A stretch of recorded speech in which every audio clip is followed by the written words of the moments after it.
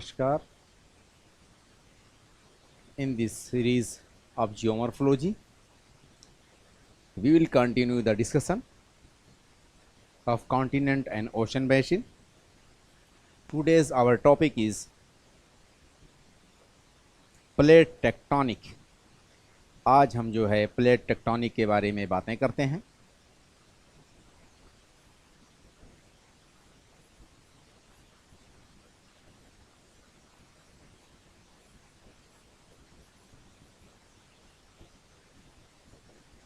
Today we will discuss plate tectonic.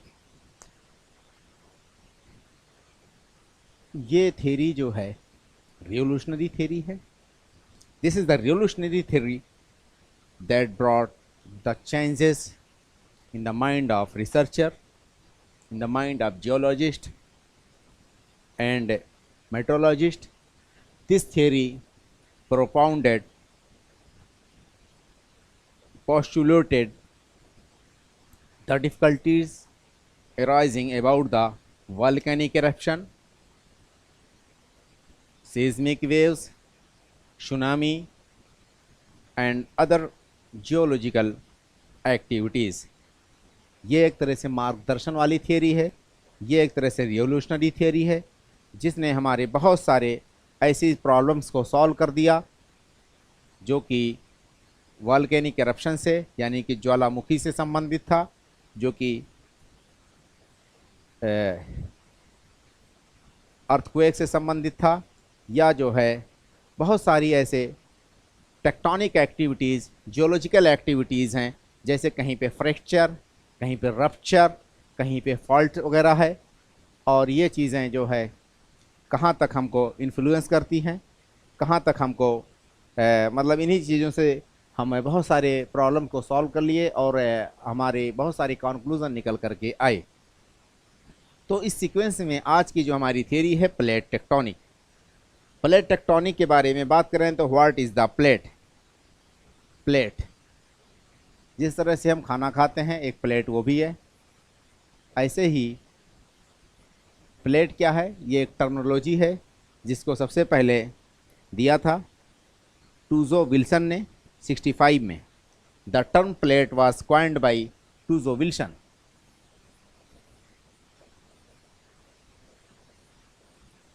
Coined bye टूजो Wilson. The term plate is coined by Tuzo Wilson in 1965. ऐसे tectonic जो है यह term Morgan ने adopt किया. The term tectonic is coined by Morgan.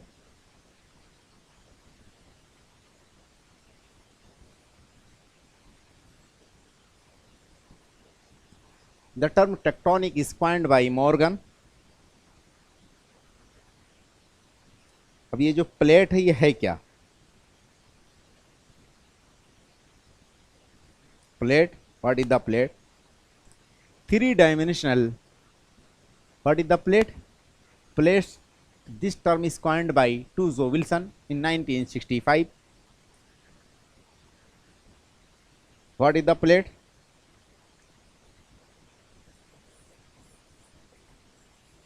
Three dimensional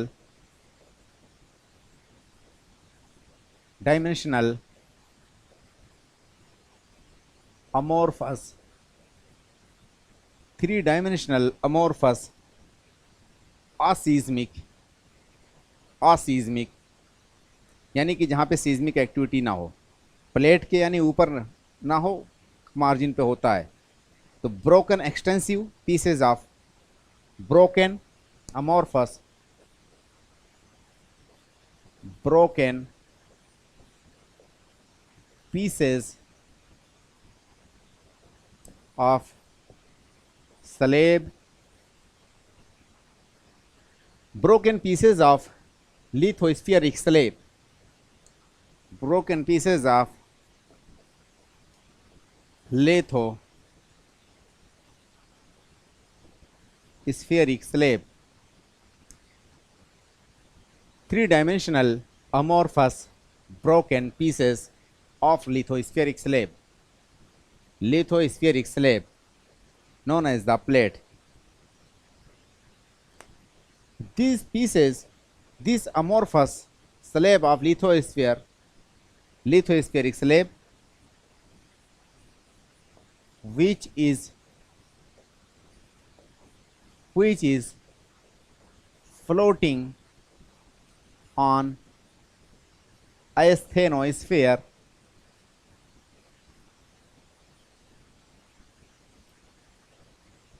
इसी को plate कहते हैं. which is floating on asthenosphere.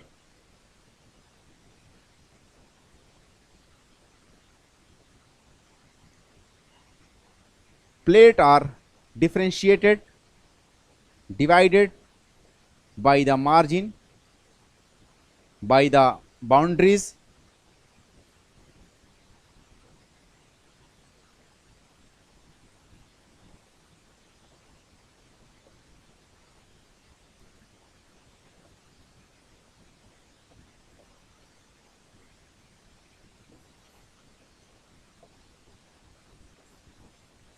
plates are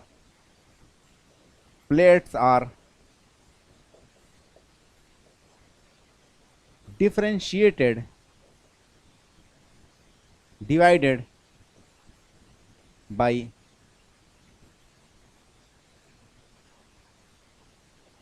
margin. Plates are differentiated by the margins या boundaries.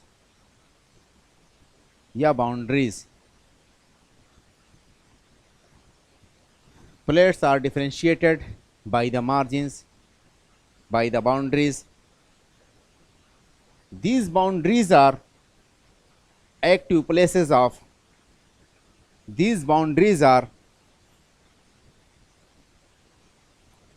plates are differentiated by the margins, by the boundaries. These boundaries are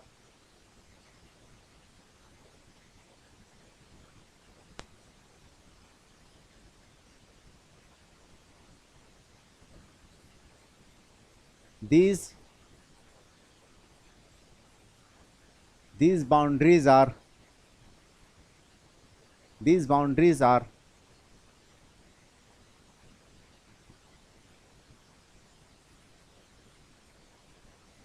active places of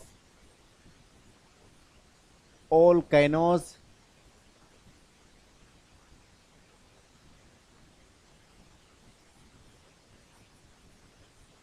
earthquake,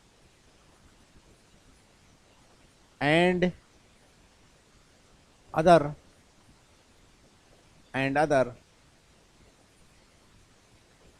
geological activities.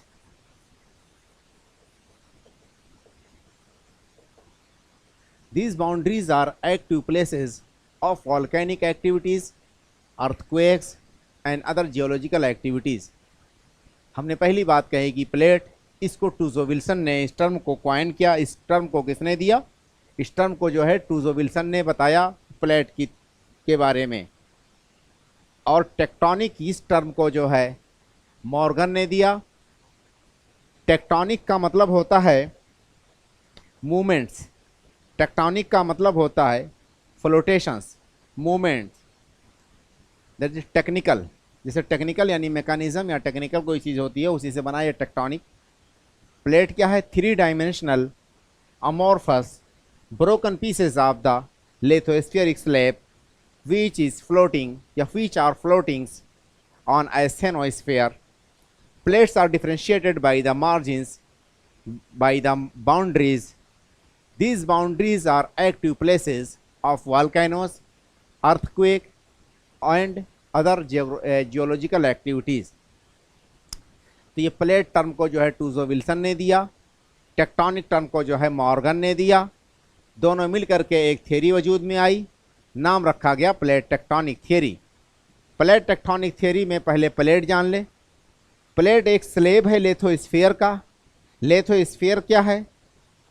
Earth surface से लेकर के 100 kilometre की depth तक का हिस्सा लेथोस्फीयर कहलाता है।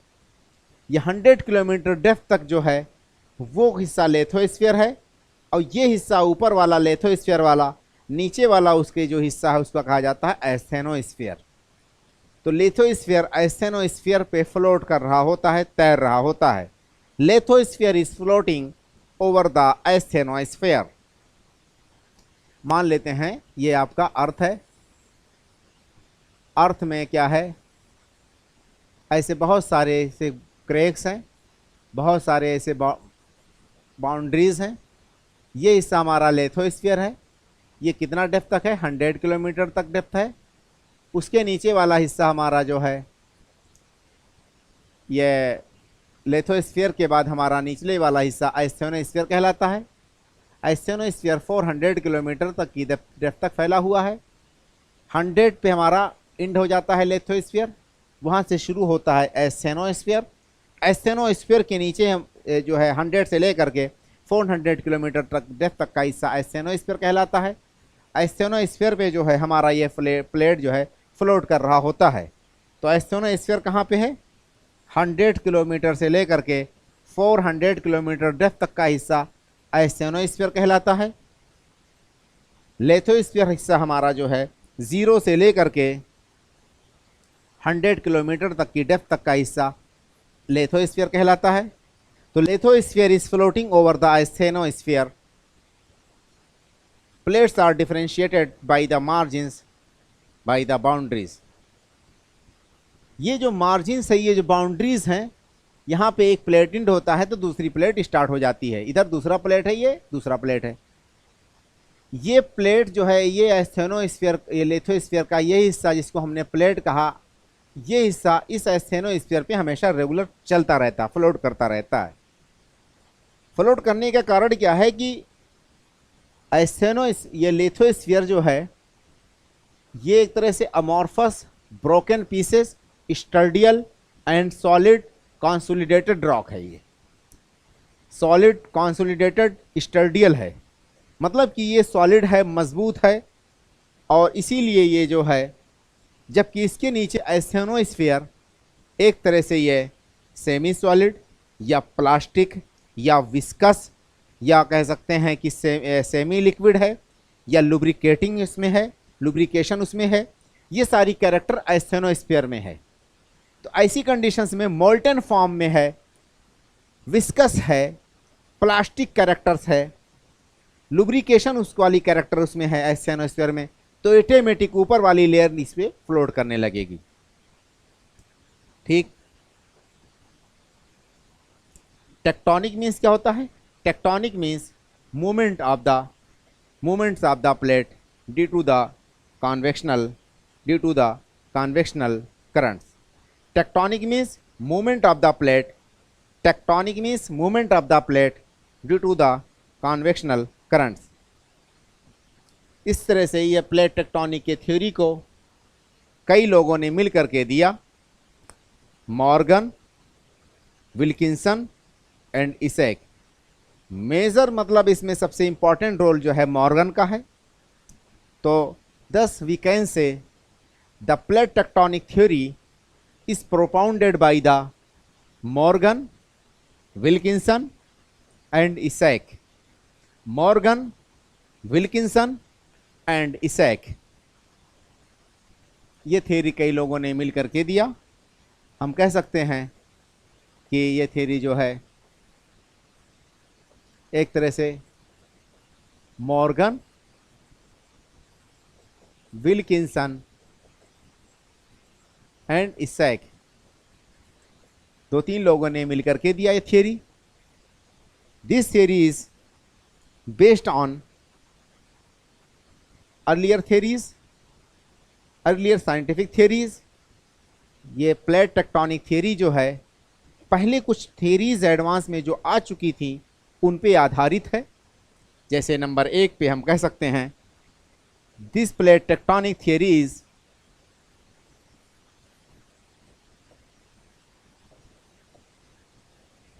this plate tectonic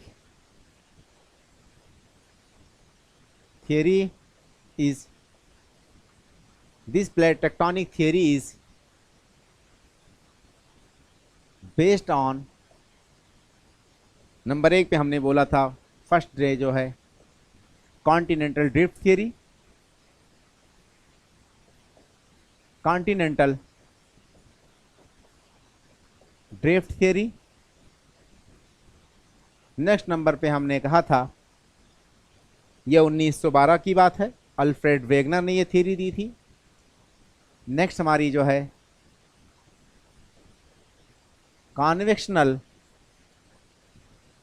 current theory है, यह 1929 यानी 29 या 30 की बात है। आर्थर होम्स ने यह कॉन्वेक्शनल करंट थियरी दी थी। उसके बाद हमारा जो है नेक्स्ट सी फ्लोर स्प्रेडिंग की थियरी है, propounded by Harry Hess and Dietz, यह 1960 के आसपास की बात है। उसके अलावा ये थियरी जो है जियोमैग्नेटिज्म की जो थियरी अभी हमने पढ़ी उस पर भी आधारित है, जियो मैग्नेटिज्म पे भी आधारित है। अगला हमारा जो है ये थियरी जो सीज्मिक वेव्स हैं, behaviour of the seismic waves, ये थियरी फर्दर आधारित है behaviours of the seismic waves, seismic waves पे भी आधारित है। तो this plate tectonic theory is based on continental drift theory, convectional current theory, C floor spreading theory, geomagnetism and behavioral activities of the seismic waves that's going on regularly, continuously inside the earth, through the earth, millions of the years, billions of the years since earth originated।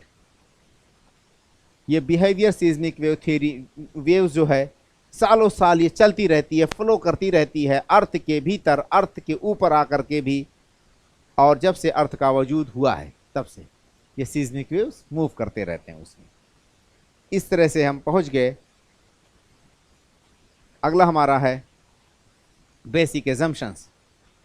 Continental ये plate tectonic theory के बारे में अगर हम बातें करते हैं तो बेसिक एजम्पशंस, तो इस कॉन्टेक्स्ट में हमारा जो है basic assumptions,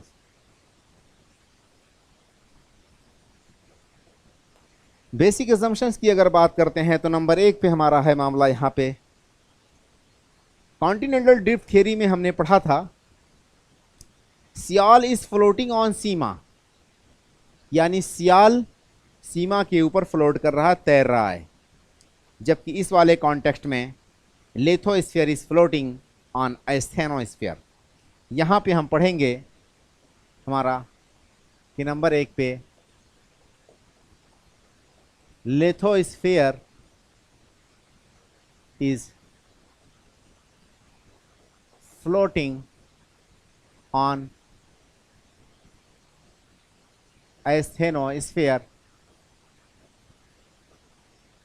Lithosphere is floating on asthenosphere. Lithosphere is floating on asthenosphere. Convectional current is real mechanical energy for the movements of the plate। अगली है, अगला एजम्पशन है इसमें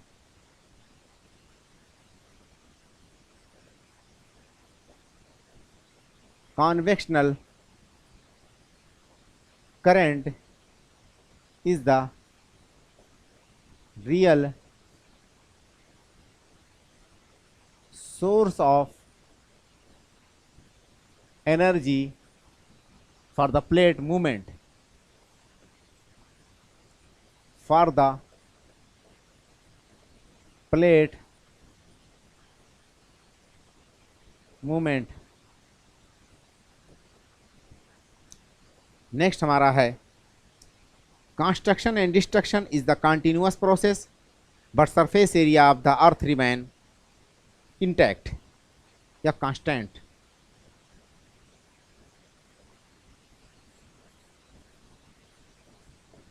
construction and destruction is the continuous process, but surface area of the earth remain constant. Construction and destruction is the regular process, is the continuous process.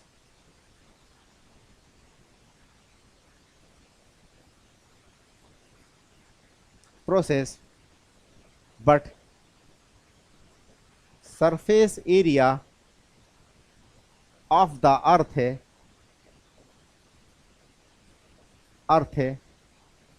remain intact,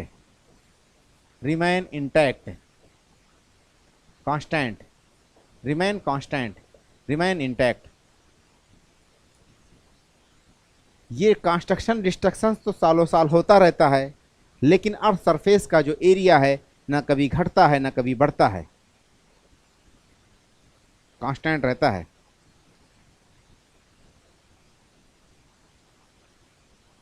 only plate margins constant है. only plate margin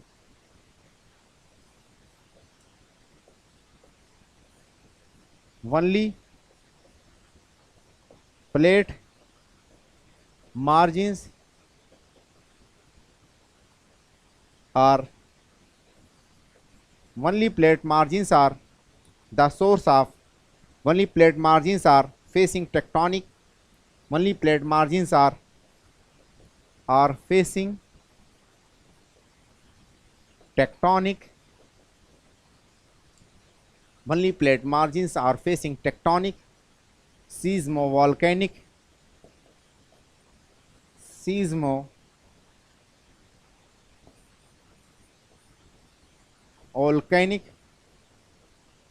activity. Only plate margins are facing tectonic seismovolcanic activity. No such event inside the plate या beside the plate boundary. No such events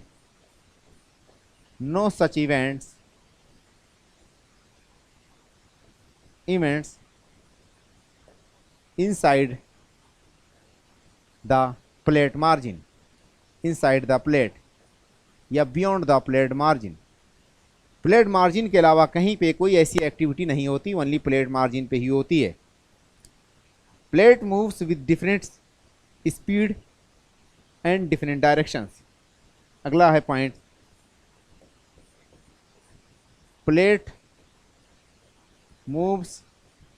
plates move in definite direction with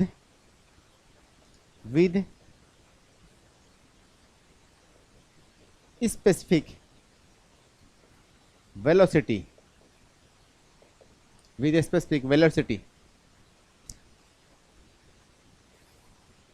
pouring of the magma, upwelling of the magma along the ridges.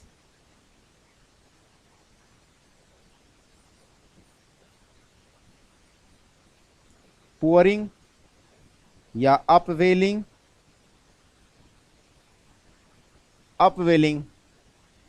of magma, upwelling of the magma at ridges. At ridges का मतलब कि divergence boundary, subductions of the plate inside another plate in another margin at the convergence boundary.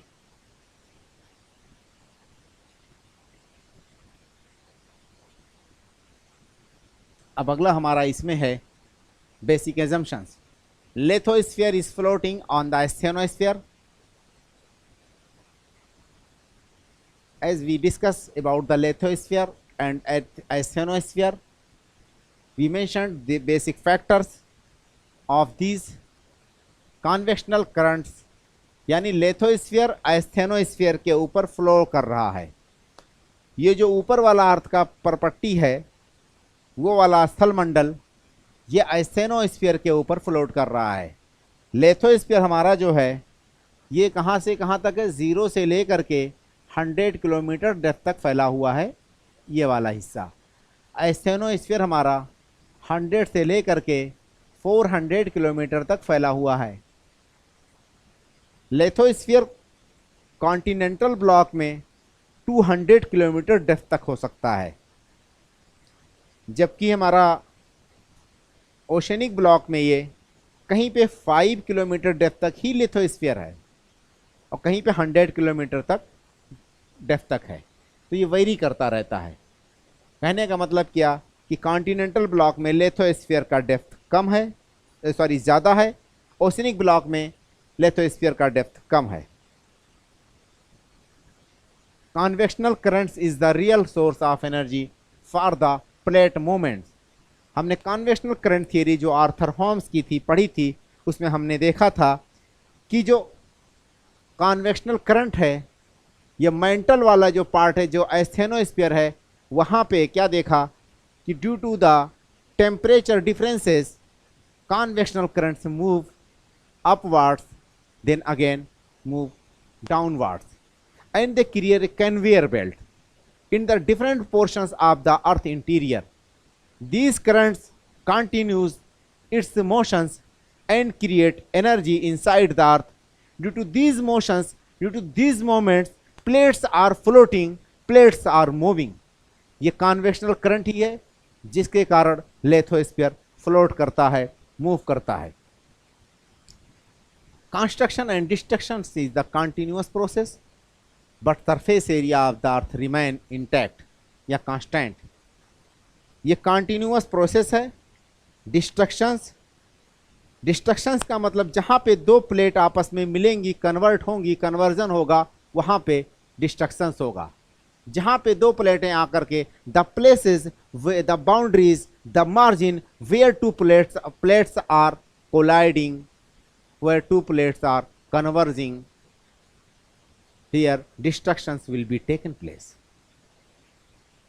The places where two plates are moving against each other, moving away from each other in different directions, known as the divergence plate boundary.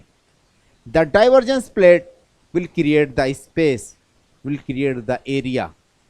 जहाँ पे destructions होगा यानी convergence होगा, वहाँ पे area घट जाएगा, जहाँ पे डाइवर्जेंस होगा वहाँ पे एरिया बढ़ जाएगा।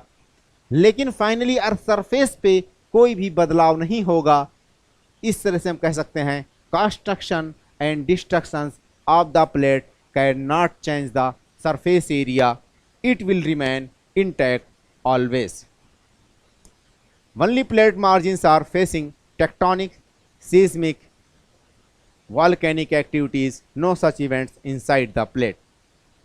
Only plate margins are facing tectonic activities.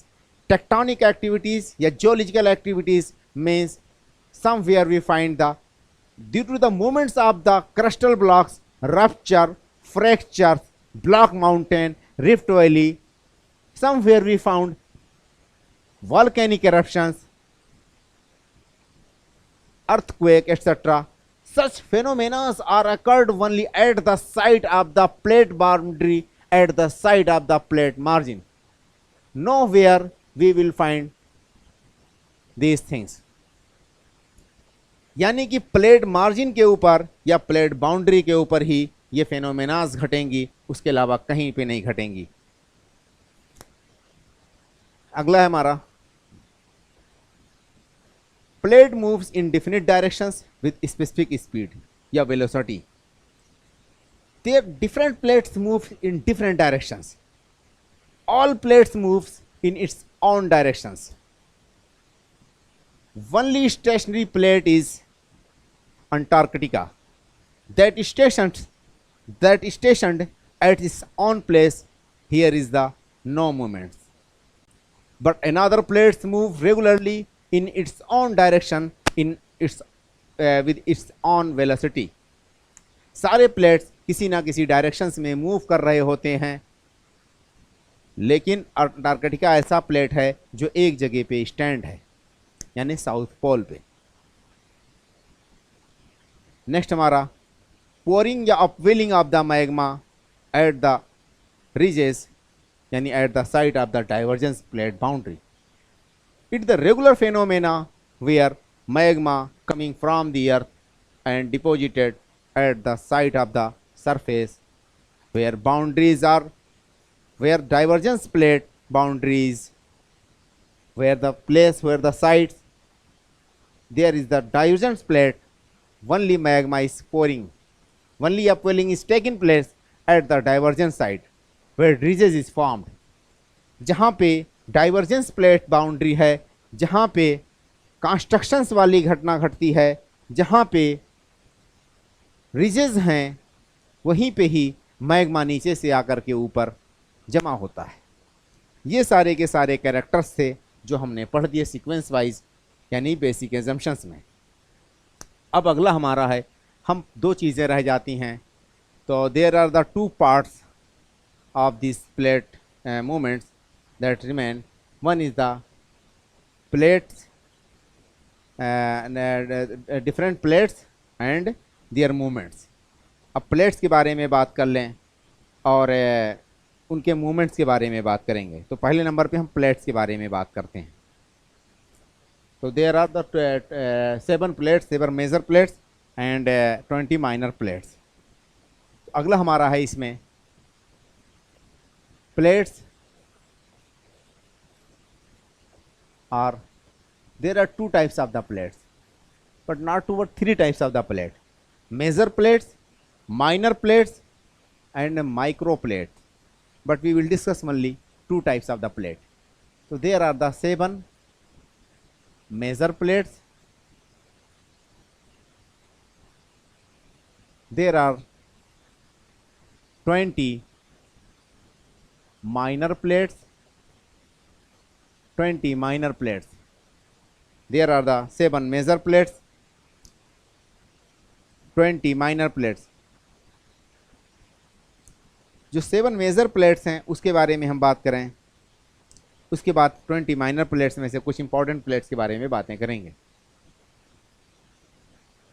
उसके बाद फिर हम आकर के बाउंड्रीज के बारे में बात करते हैं। बाउंड्रीज के बाद फिर जो है हम क्रिटिसिज्म के बारे में बात करेंगे।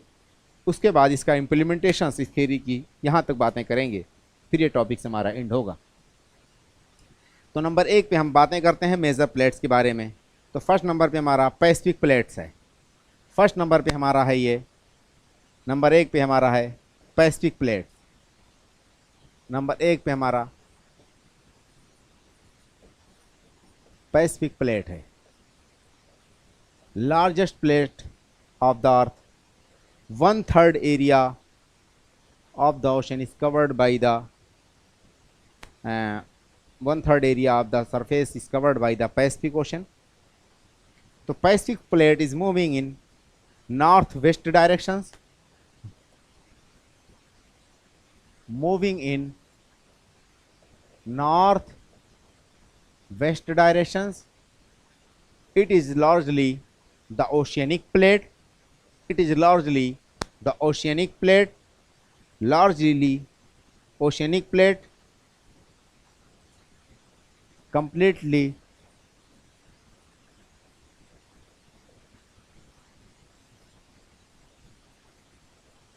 oceanic plate।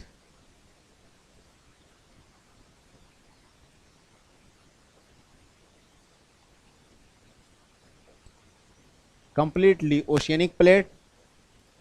नेक्स्ट हमारा यूरेशियन प्लेट। नेक्स्ट हमारा जो है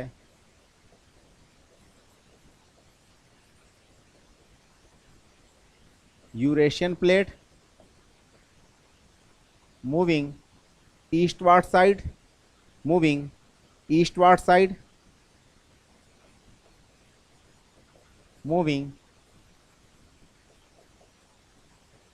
ईस्टवर्ड साइड।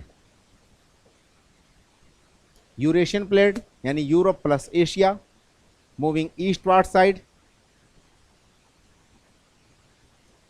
ये जो है हमारा largely continental but in eastern parts a small piece of oceanic crust and in western part north east Atlantic. ये हमारा जो है यूरेशियन प्लेट्स क्या है, it consist largely on continental block, largely continental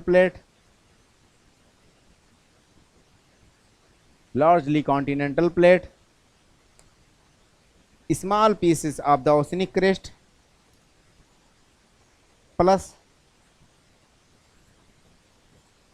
small pieces of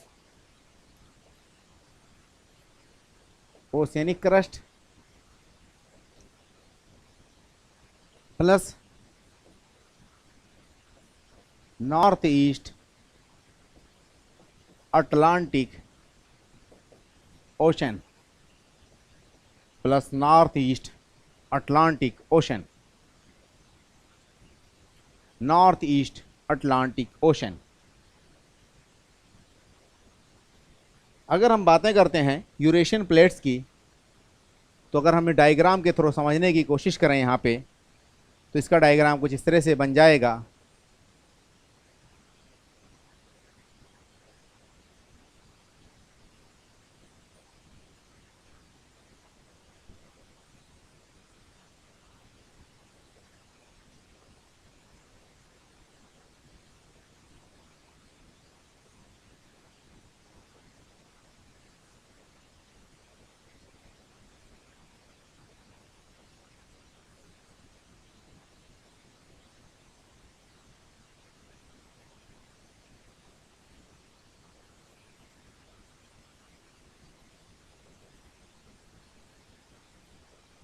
हमने ये जो है यूरोप और एशिया का पूरा मैप ड्रॉ कर दिया। यहाँ पे स्पेस कम होने के नाते ये ओवरराइट हो गया। यहाँ पे अगर हम देखते हैं तो अटलांटिक ओशन का ईस्टर्न पार्ट्स हमने कहा, north eastern parts of the Atlantic ocean. Atlantic ocean का जो हमारा नॉर्थ ईस्ट पार्ट, यानी कि अटलांटिक ओशन इसके इधर था, तो अटलांटिक ओशन के जो है नॉर्थ ईस्ट पार्ट, ये वाला पार्ट अटलांटिक ईस्टर्न जो इससे अटैच है, ये वाला हिस्सा। उसके अलावा little bit portion of the oceanic crust, इस साइड वाला small piece of the oceanic crust, इधर वाला ओशन का थोड़ा सा हिस्सा। और ये कंप्लीटली हमारा जो है इस तरह से आकर के, ये पूरा का पूरा ब्लॉक आकर के इस तरह से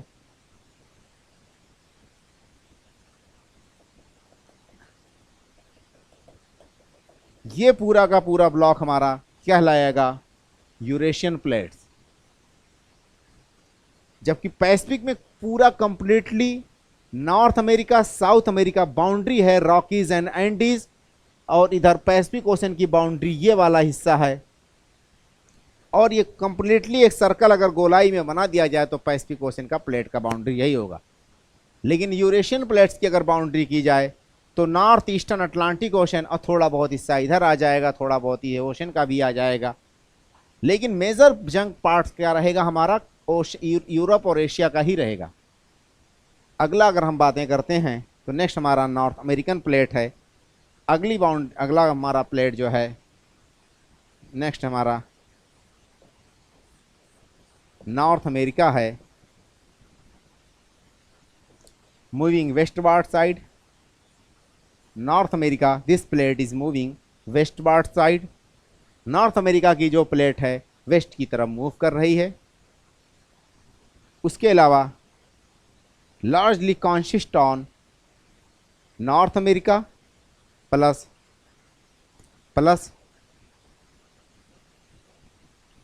north western parts of the Atlantic. तो ये हो जाएगा हमारा largely north America plus north west Atlantic ocean. Atlantic ocean ये है, हमने बनाया था लाइन, इसके नॉर्थ ईस्ट वाला हिस्सा तो ये हो गया और इसके नॉर्थ वेस्ट वाला हिस्सा इधर आ गया। तो अमेरिका वाले में ये वाला हिस्सा इधर वाला आ जाएगा। यानी अटलांटिक को बीचों बीच से अगर डिवाइड कर दिया जाए तो वो एक तरह से बीच में क्या है, डाइवर्जेंट प्लेट बाउंड्री है। तो इधर वाला हिस्सा ओशन का इसका हिस्सा हो जाएगा, इधर वाला हिस्सा आपका अमेरिका का हो जाएगा। इसकी सदर्न बाउंड्री आपका जो है साउथ और नॉर्थ अमेरिका का जो बीच का हिस्सा है वो सदर्न बाउंड्री है नॉर्थ अमेरिका के प्लेट्स का। नॉर्थ अमेरिका के अगर हम प्लेट की यहाँ पे ड्रॉ कर देते हैं, मान लेते हैं suppose that this is the Alaska,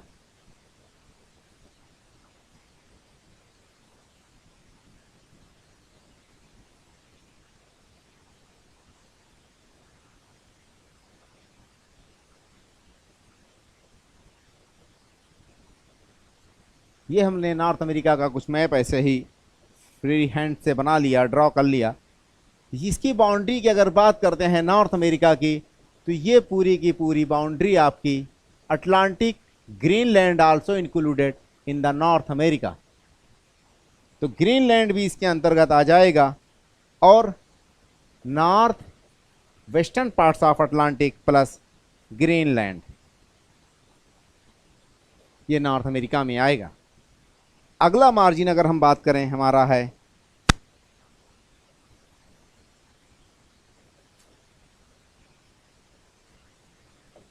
south America.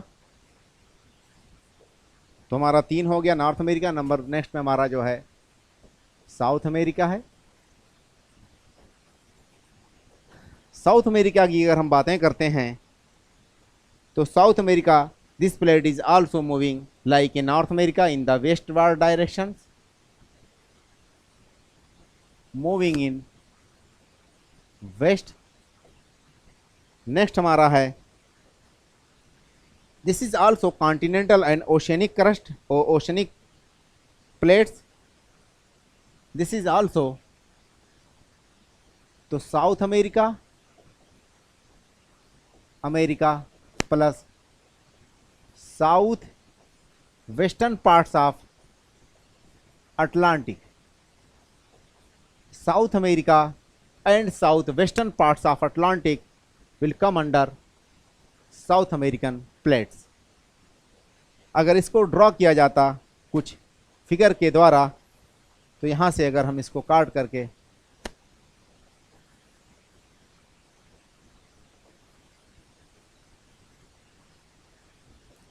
मान लेते हैं, यहीं से हमने अगर कुछ इस तरह से ड्रॉ कर लिया,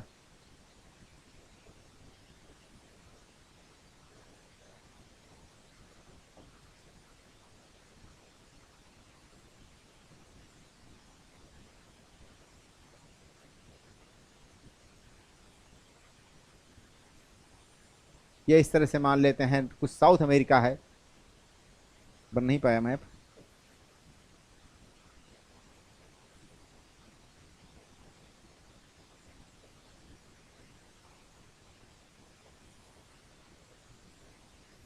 यह कुछ इस तरह से साउथ अमेरिका है। तो उसका इधर अटलांटिक वाला जो हिस्सा है, ये हिस्सा भी इसी में आ जाएगा और इसकी बाउंड्री भी ऐसे ही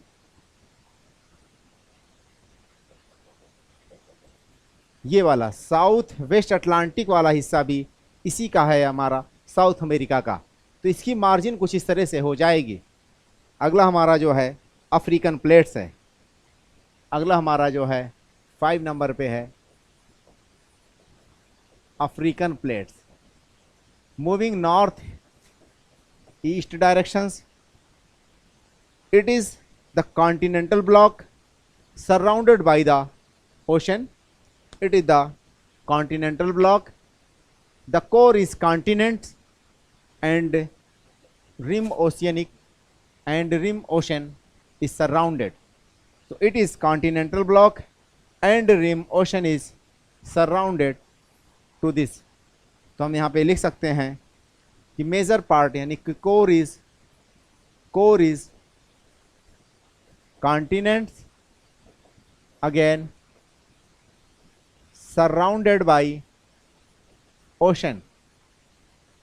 इसका मतलब ये हुआ ये अफ्रीका का जो कॉन्टिनेंट है पूरा का पूरा ये रहेगा। उसके अलावा अटलांटिक ओशन का हमारा साउथ वाला हिस्सा जो ईस्टर्न पार्ट है, तो साउथ ईस्ट अटलांटिक प्लस हमारा साउथ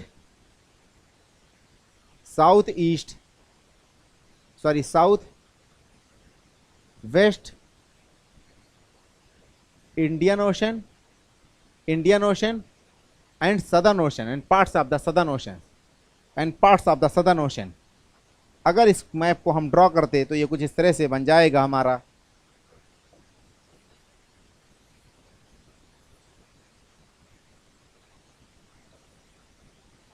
मान लेते हैं ये हमारा अफ्रीका है,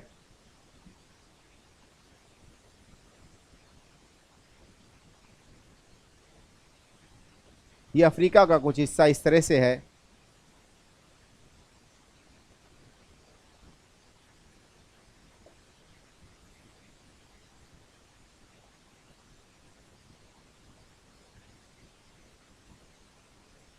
अफ्रीका का कुछ हिस्सा मान लेते हैं, मैप के द्वारा हमने इस तरह से ड्रॉ कर लिया। अब इसका जो प्लेट का मार्जिन है वो कहाँ तक फैला हुआ है, तो इस कॉन्टेक्स्ट में अगर देखते हैं तो ये अटलांटिक ओशन के बीच में अगर जो है ये एक तरह से डाइवर्जेंट प्लेट बाउंड्री है।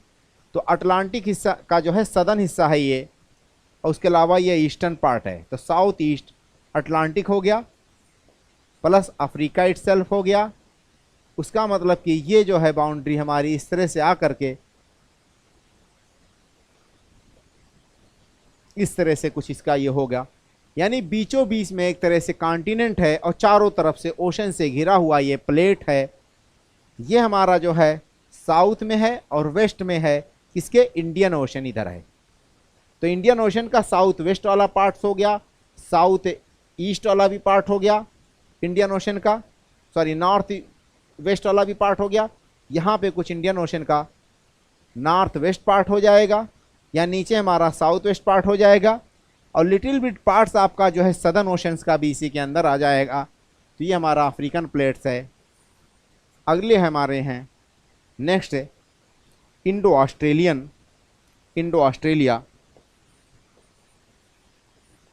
Indo Australia it's moving northeast directions, moving towards northeastern directions. It's covered Indian Peninsula plus Australia plus Indian Ocean plus Indian Oceans plus Indian Oceans plus Indian oceans. हम इसको draw करने की कोशिश करते हैं। ये थोड़ा सा टफ है और इसको ड्रॉ कर पाना भी थोड़ा मुश्किल काम है, लेकिन ट्राई करते हैं इसको ड्रॉ करने के लिए भी। ये हमारा अफ्रीका वाला हो गया। अब अगला हमारा जो है इंडो ऑस्ट्रेलियन प्लेट है, जो कि नॉर्थ या नॉर्थ ईस्ट की तरफ मूव कर रहा है। इंडिया इटसेल्फ है। उसके अलावा जो है सदर्न जो पार्ट्स है एशियन कॉन्टिनेंट्स के, जो कि अरबियन पेनिनसुला तक, वो सब इसी के अंदर इंक्लूडेड है। ऑस्ट्रेलिया भी इसी के अंदर आएगा, न्यूजीलैंड इसी के अंदर आएगा, आपका जो है इंडियन ओशन भी पूरा इसी के अंदर आ जाएगा। तो ये वाला अगर हम प्लेट बाउंड्री को ड्रॉ करते हैं तो नंबर 1 पे पहले मैप ड्रॉ कर लेते हैं, मैप बना लेते हैं इसका। हम सपोज दैट हमने यहाँ पे कुछ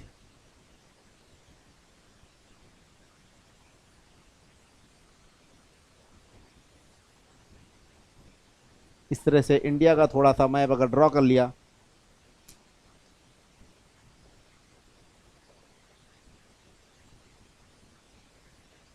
ये इस तरह से हमने इंडिया का मैप ड्रॉ किया। उसके अलावा जो है ये पाक और गल्फ वल्फ कंट्रीज़ को भी हमने मैप में कुछ इस तरह से ड्रॉ कर लिया। ये अफ्रीकन कंट्रीज़ को हमने मैप में यहाँ ड्रॉ कर लिया। उसके अलावा ऑस्ट्रेलिया का जस्ट इंडिया के इस साइड में कहीं पे ऐसे ऑस्ट्रेलिया का भी मैप हमने अगर बना लिया, ये ऑस्ट्रेलिया हो जाएगा। इस तरह से जो है ये अरब के बाद हमारा अगला जो है ये थोड़ा सा हिस्सा अगर इस तरह से कर लिया जाए। अब हम डॉटेड लाइन जो इसकी बाउंड्री है वो कहाँ तक फैली हुई है, तो ये ले लेते हैं यहाँ से ले करके एक तरह से ये ऊपरी हिस्सा जो कि दिख नहीं रहा है, यहाँ से लेकर के ये इंडिया का जो पार्ट है, ये हिमालय एक तरह से बाउंड्री है। हिमालय यानी कि नदन प्लेन जो है, ये हम इसको लेकर के यहाँ पे जो कि दिख नहीं रहा, नदन प्लेन से आते हुए ये जस्ट यहीं पे मार्जिन है इसका। इसके बाद अगला आकर के कुछ इस तरह से है, यहाँ ये पूरा का पूरा हिस्सा आपका, और ये अरब से थोड़ा सा ये बीचों बीच में एक तरह से कह सकते हैं, ये कहीं पे ये जो है बाउंड्री है, ये है, ये पूरा का पूरा इंडो ऑस्ट्रेलियन प्लेट है। इंडो ऑस्ट्रेलियन प्लेट की ये मार्जिन है इस साइड की। ये जो है नॉर्थ प्लेन जो है, जो हिमालय है, एक तरह से वो जॉइंट पे है दो प्लेट के, यूरेशियन प्लेट्स और इंडो ऑस्ट्रेलियन प्लेट्स के जॉइंट जो है एक तरह से वहाँ पे है। और ये नॉर्थ तक ये जो जितने भी ये माउंटेनियस रेंज है, हिंदुकुश वगैरह, ये जॉइंट पे कहीं ना कहीं है। उसके बाद अरब का कुछ हिस्सा आते हुए फिर यही मार्जिन यहाँ पे आकर के एंड होता है। और ये इंडियन ओशंस को अगर, क्योंकि ये जो रीजेस हैं जिसको हम कह सकते हैं सुकोत्रा रिज, चागोस रिज, तो दीज आर दी रीजेस, यानी कि these are the divergent plate boundaries. और इसी तरह से आकर के ये पूरा का पूरा इंडियन ओशन से, ऑस्ट्रेलिया से होते हुए नीचे से यहाँ पे न्यूजीलैंड वगैरह भी इसी के अंतर्गत आ जाएंगे। तो ये कहलाएगा हमारा जो है Indo Australian plates. Indo Australian plates के बारे में हमने पढ़ लिया। अगला हमारा जो है अंटार्कटिका। अगला हमारा नंबर नेक्स्ट पे 7 नंबर पे है, अंटार्कटिका है। अंटार्कटिका जो हमारा ये एक तरह से स्टेशनरी कंडीशंस में है। अंटार्कटिका हमारा जो है स्टेशनरी कंडीशंस में है। तो this is stationary at the pole, at the south pole. This is the core is the continental and surrounded by the surrounding ocean, and surrounded by the oceans. ये एक तरह से कॉन्टिनेंटल ब्लॉक है जो चारों तरफ से ओशन के द्वारा घिरा हुआ है। ये स्टेशनरी कंडीशंस में है ये आपका अंटार्कटिका।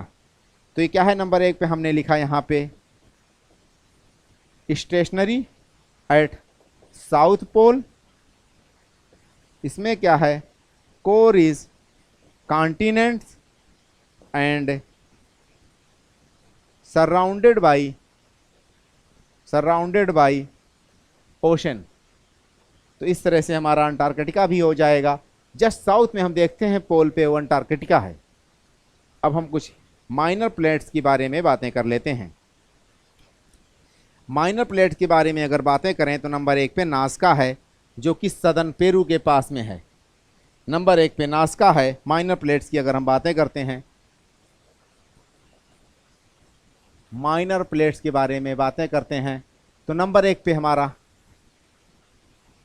ये कुछ मान लेते हैं साउथ अमेरिका है, और इसी के ऊपर ये कुछ नॉर्थ अमेरिका का कुछ इस तरह से मैप बनेगा। नास्का प्लेट जो है हमारा, यहाँ पे ये पेरू है, पेरू के इस साइड में यहाँ पे कहीं पे नास्का प्लेट है। उसके अलावा हमारा अगला है कोकोस है जो कि पैसिफिक सेंट्रल अमेरिका के पास पे, यहाँ पे कहीं पे कोकोस है। कोकोस यानी कि ये आपका सेंट्रल अमेरिका है, ये साउथ अमेरिका है, ये हमारा पैसिफिक ओशन है। तो पैसिफिक सेंट्रल अमेरिका के सराउंडिंग में, पास में ये पैसिफिक जो है वहाँ पे कोकोस है। उसके अलावा ये वाला हमारा क्या है, कैरिबियन है। कैरिबियन ये भी हमारा जो है माइनर प्लेट्स में आता है। उसके अलावा जो है अगला हमारा जॉन डिफूका है। जॉन डिफूका का मतलब कि मान लेते हैं ये कुछ, ये पैसिफिक ओशन है, ये अलास्का है, ये आपका कनाडा वाला पार्ट है, ये यूएसए वाला है। तो यहाँ पे कहीं पे जॉन डिफूका ये वाला हिस्सा, यहाँ पे एक छोटा सा प्लेट है, माइनर प्लेट जॉन डिफूका है। ये अलास्का है, ये कनाडा है, ये यूएसए है। इधर वाला हिस्सा जो पैसिफिक है वहीं पे कहीं पे जॉन डिफूका प्लेट है। अगला हमारा जो है स्कोटिया है जो कि south Atlantic and southern ocean में कहीं पे है। यहाँ पे कहीं पे स्कोटिया है, स्कोटिया वाला है हमारा प्लेट। यहाँ पे कहीं सदर्न ओशन में, इसके इस साइड में अटलांटिक वाला हिस्सा ये पूरा का पूरा है, यहाँ पे स्कोटिया प्लेट है। उसके बाद अरबियन पेनिनसुला, वो भी पूरा का पूरा एक प्लेट है। अरबियन पेनिनसुला कुछ इस तरह से मान लेते हैं, अरबियन पेनिनसुला ये हिस्सा हमारा जो है अरबियन पेनिनसुला है, जो कि इटसेल्फ एक प्लेट है। उसके अलावा जो है बर्मा, बर्मा भी छोटा सा एक प्लेट ही है। उसके अलावा फिलीपाइंस भी एक छोटा सा प्लेट है। अब बातें करते हैं बाउंड्रीज और मार्जिन्स। अगला टॉपिक हमारा है प्लेट मार्जिन या प्लेट बाउंड्रीज।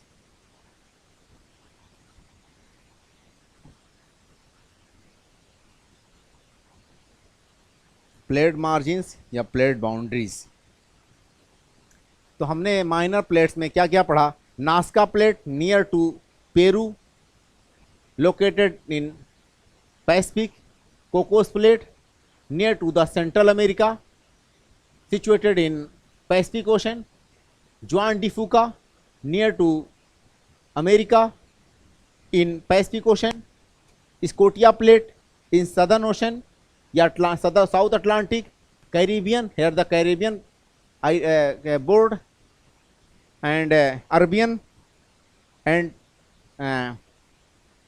क्या कहते हैं, बर्मा एंड फिलीपाइंस। अगला हमारा है plate margin and plate boundaries.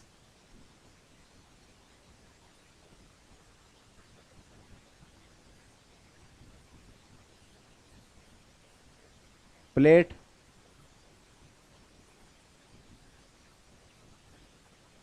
Boundaries या प्लेट मार्जिन्स।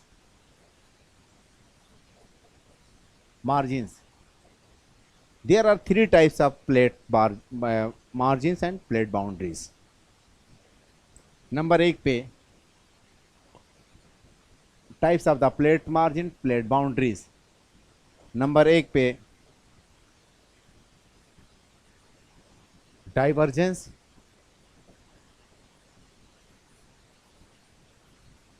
नंबर 2 पे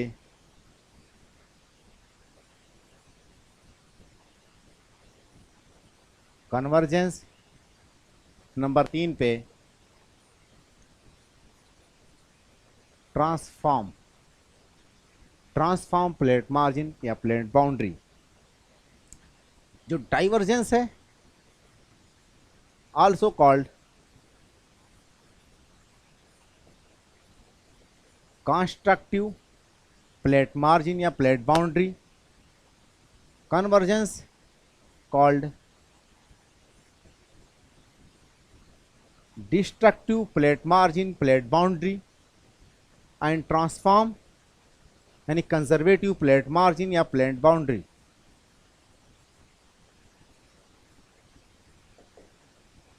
conservative plate margin and plate boundary, ये कन्वर्जेंस है।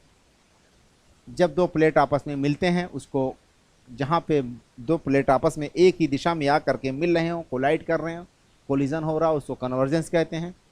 ये 3 कंडीशंस में हो सकता है।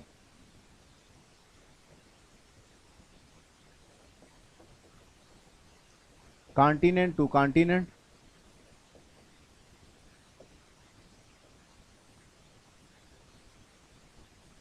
ओशन टू ओशन,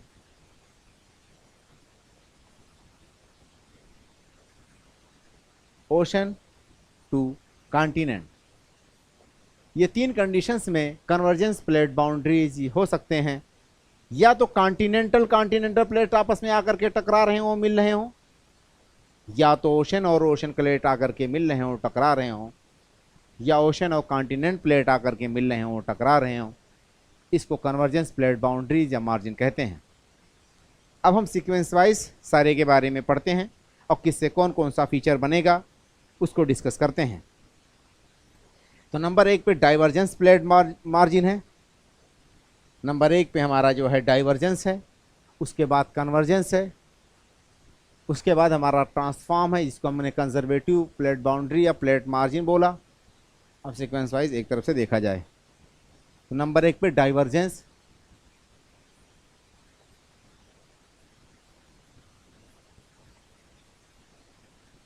डाइवर्जेंस का मतलब क्या होता है?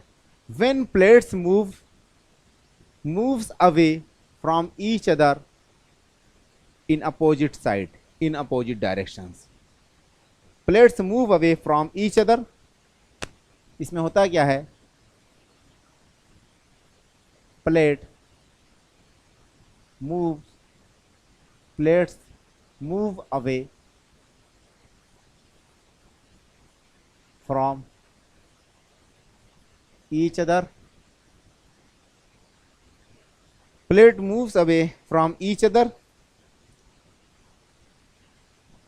जब प्लेट एक दूसरे से अलग होगी, एक दूसरे से अपोजिट डायरेक्शन में मूव करेगी, तो क्या होगा?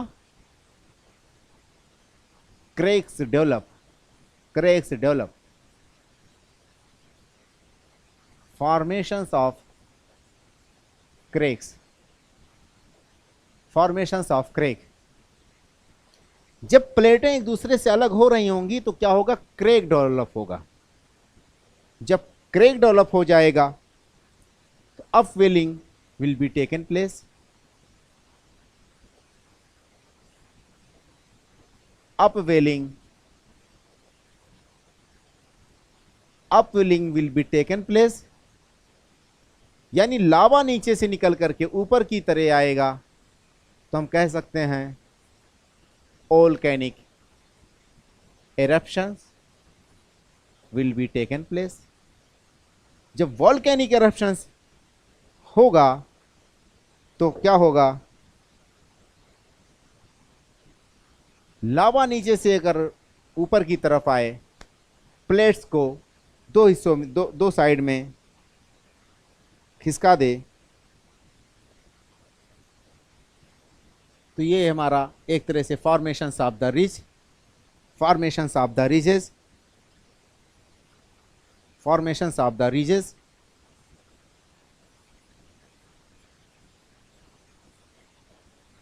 Formations of the ridges।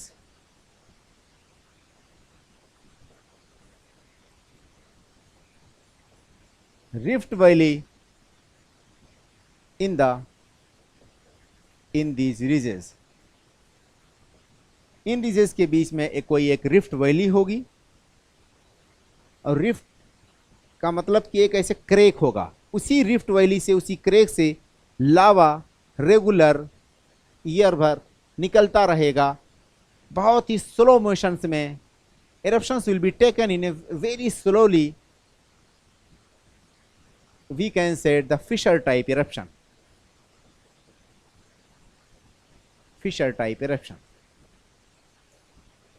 लंबाई में ऐसे क्रेक हो जाए और लावा रेगुलर साल भर निकलता रहे।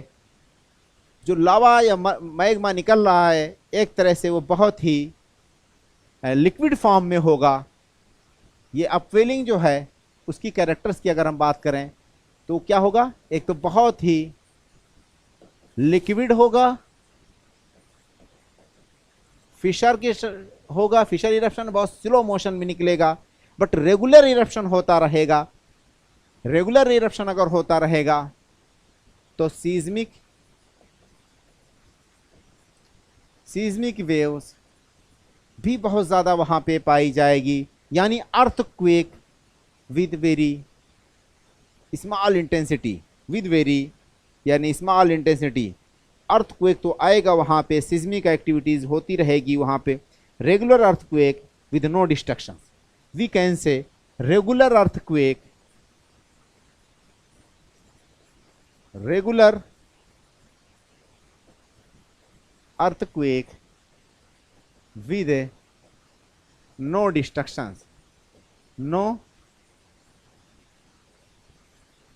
distractions, with shallow focus near to surface। In earthquake, ये रेगुलर अर्थक्वेक आते रहेंगे, बहुत ज़्यादा इनकी इंटेंसिटी नहीं होगी। क्यों? क्योंकि ये लावा जो है नीचे से निकल करके ऊपर की तरफ पुश करेगा। जब लावा नीचे से ऊपर की तरफ पुश करेगा तो प्लेट को दोनों साइड में एक तरह से खिसका करके वहाँ पे और जगह बनाएगा। तो जब कोई चीज़ खिसकेगी तो सीज्मिक वेव जनरेट हो जाएगा, और ये सीज्मिक वेव अर्थ के ऊपर भी आकर के चलता रहेगा, लेकिन उसके कारण कोई डिस्ट्रक्शंस नहीं होगा। अर्थक्वेक आता रहेगा, सालों साल चलता रहेगा। नेक्स्ट इसमें हम कह सकते हैं कि ये जो वॉल्केनिक एरप्शंस है, फिशर टाइप एरप्शंस है, इसमें क्या है? एक तरह से बसाल्ट रॉक। क्या निकलेगा? बसाल्ट रॉक निकलेगा। जो बसाल्ट रॉक होगा वो इसे लंबाई में आकर के उसी के माउथ पे आकर के जमा हो जाएगा, उसी को हम कहते हैं रिजेस फॉर्मेशंस। अगर इसका एक डायग्राम इस तरह से कुछ यहाँ पे क्रिएट किया जाए,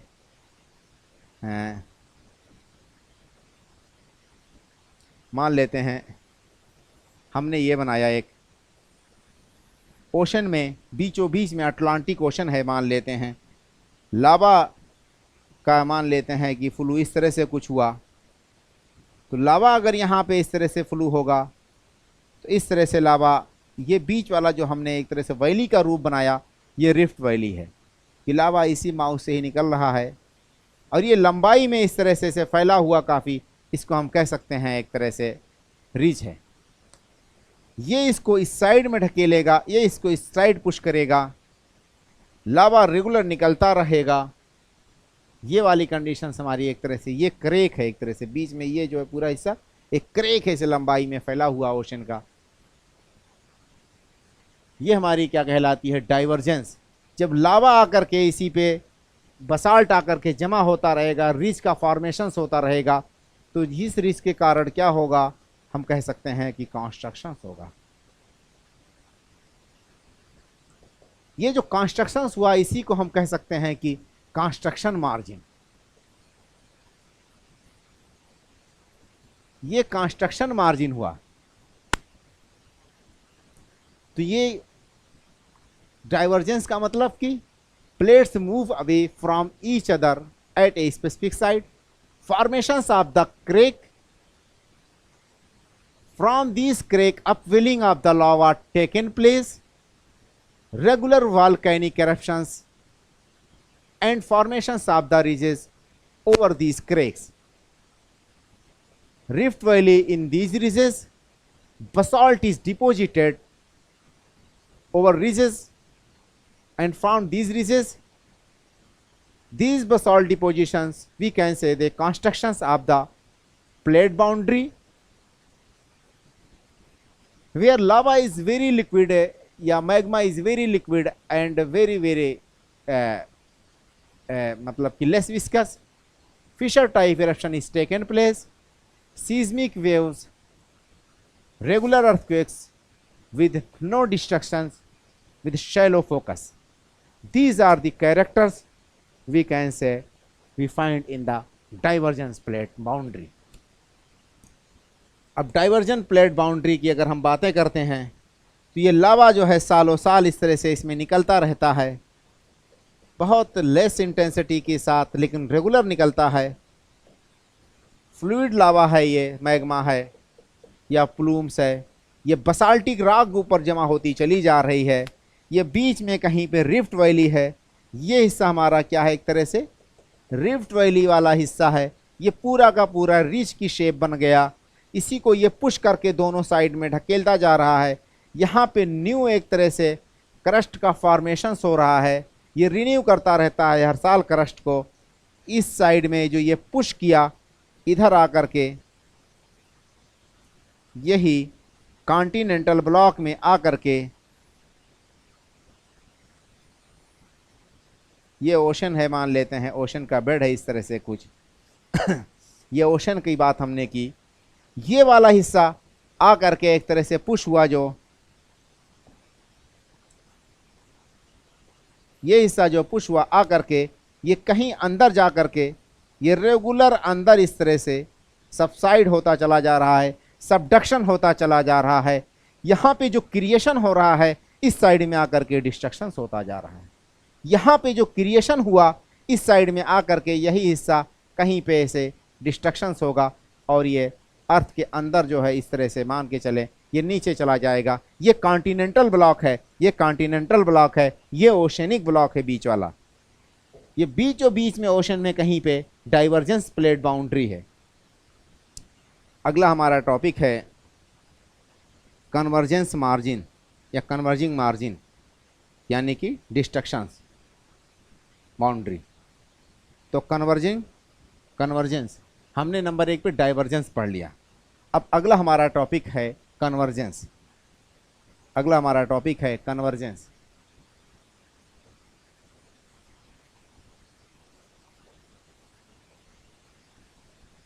कन्वर्जेंस मार्जिन या convergence boundary, it is also known as the destruction margin या destruction boundary, destruction plate boundary.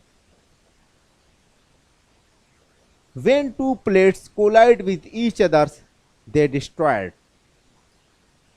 Sometime they welded with each other. Sometime one plate goes inside to the other plate. If they welded, it means the density, the velocity of both the plate is similar.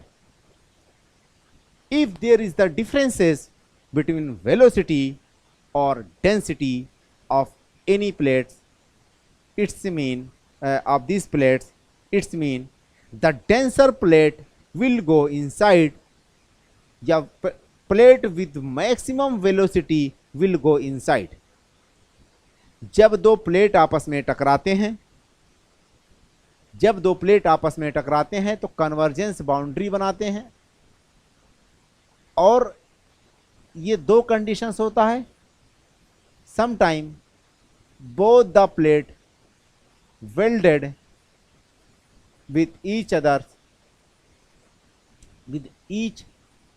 Other, जैसे कि मान के चलिए दो plate टकराए, आपस में ये वेल्डिंग करके इस तरह से बना दिए या इस तरह से खड़ा कर दिए या वेल्डिंग हो गई।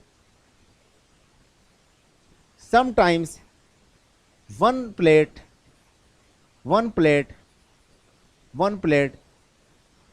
subducted inside other plate। दो कंडीशंस होती हैं, या तो दोनों प्लेट आपस में वेल्डिंग हो जाती है, मिल जाती है, या तो एक प्लेट दूसरे प्लेट के अंदर चला जाता है। ऐसा क्यों होता है? एक प्लेट दूसरे प्लेट के अंदर क्यों चला जाता है, उसका क्या कारण है? Why, what are the factors when plate subducted, when plate submerge, when plate goes inside to another plate? उसका मुख्य कारण यह है कि या तो डेंसिटी डिफरेंसेस होंगे दोनों के, due to the density differences of both plates, या velocity differences of both plate. Velocity का मतलब, मान लेते हैं कि एक ट्रक है, एक जो है वैन है, कार है छोटी सी। जब एक कार एक ट्रक आपस में टकराएंगे तो जो मैसिव है, मान लेते हैं इस कंडीशंस में हमने कहा एक ट्रक है, एक जो है कार है, फिल्मों में जिस तरह से एक्सीडेंट होता है, तो जो ट्रक है ये मैसिव है, ये हैवी है, ज़्यादा इसका डेंसिटी है। तो ज़्यादा इसकी अगर डेंसिटी होगी हमारी, तो उसका मतलब कि ट्रक जो ज़्यादा डेंसिटी है वो सरफेस पे वैसे रहेगा, और कार जिसकी डेंसिटी कम है वो हवा में उड़ जाएगा। तो जो हवा में उड़ जाएगा उसका मतलब कि ज़्यादा डेंसिटी वाला, ये वाला हमारा ज़्यादा अगर डेंसिटी है, कार की जो है मतलब कि ज़्यादा डेंसिटी है, तो इस वाली कंडीशन में हमने क्या देखा? तो denser plate goes inside to other plate. जो ट्रक है, जो ज़्यादा डेंसिटी वाला प्लेट है, वो नीचे की तरफ ही रहेगा। कम डेंसिटी वाला प्लेट यानी कि कार ऊपर की तरफ हवा में छलांग करके उड़ जाएगा, फिल्मों में जिस तरह दिखाया जाता है। मारुति वैन या आल्टो वगैरह टकराती है जब ट्रक से, तो कैसे हवा में हवा खाती है। सेम ऐसे ही ट्रक जो है ये ग्रेविटी के कारण सरफेस के नीचे ही रहेगा, सरफेस पे ही रहेगा, या नीचे चला जाएगा। कहने का मतलब नीचे की तरफ मूवमेंट होगा इसका, डेंसर प्लेट का। तो denser plate always will go inside while lighter plate will go upside. तो एक तो ये हो गया डेंसिटी। दूसरी कंडीशंस क्या है कि अगर वेलोसिटी के पॉइंट ऑफ व्यू से, तो जिसकी वेलोसिटी ज़्यादा होगी वो जो है, यानी कि मोर वेलोसिटी एंड लेस वेलोसिटी, जिसकी वेलोसिटी ज़्यादा होगी वो वाला एक तरह से सबडक्शंस होगा।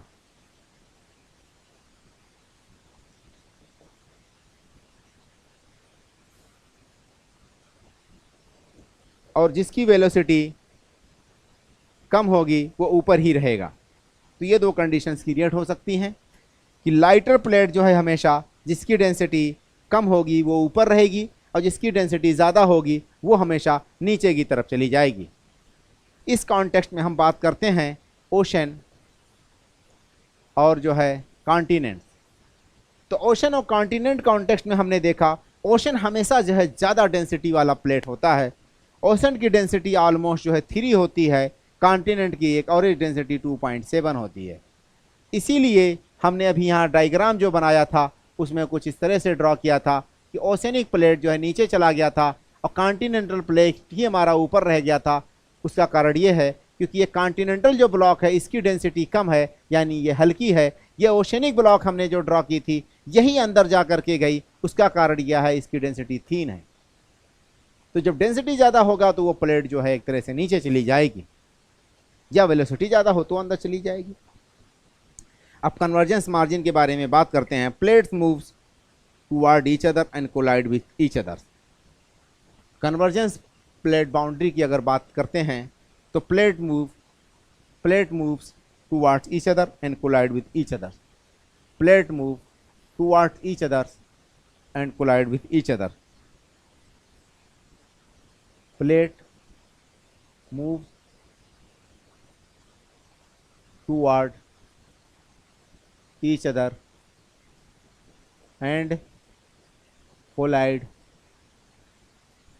with each other। प्लेट जो है एक दूसरे के सामने सामने आकर के कोलिजन हो रहा, मिल रहा है, उसी को हम कहते हैं कन्वर्जेंस प्लेट बाउंड्रीज। इस कंडीशन में होता क्या है कि लाइटर प्लेट या denser plate subducted inside another plate. इस वाली कंडीशंस में हमारा क्या है, denser plate subducted inside the lighter plate। Lighter plate के अंदर जो है डेंसर प्लेट हमारी चली जाती है। नेक्स्ट पॉइंट क्या होता है,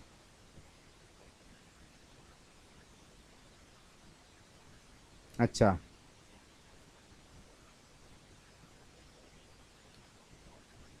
the divergence and displacement, the divergence या lateral displacement from divergence boundaries. यहां पे अगला point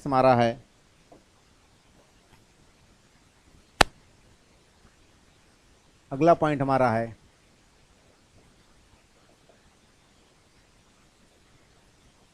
divergence boundary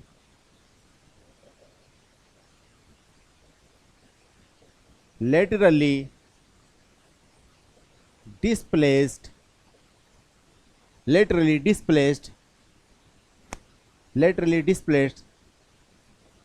the other end of margin। divergence boundary laterally displaced the other end of the plate margin and denser plate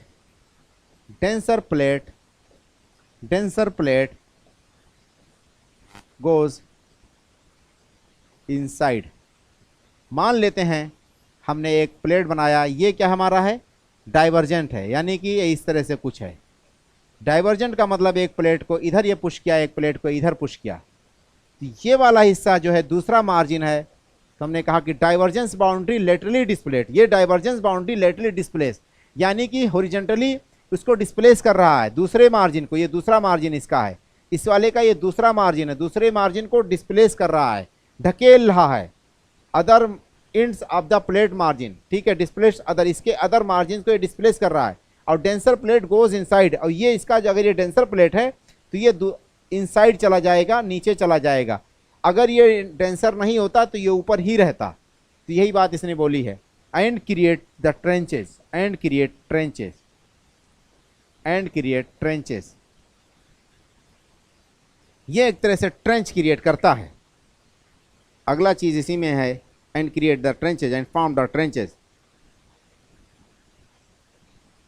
These subducted plate, these subducted plate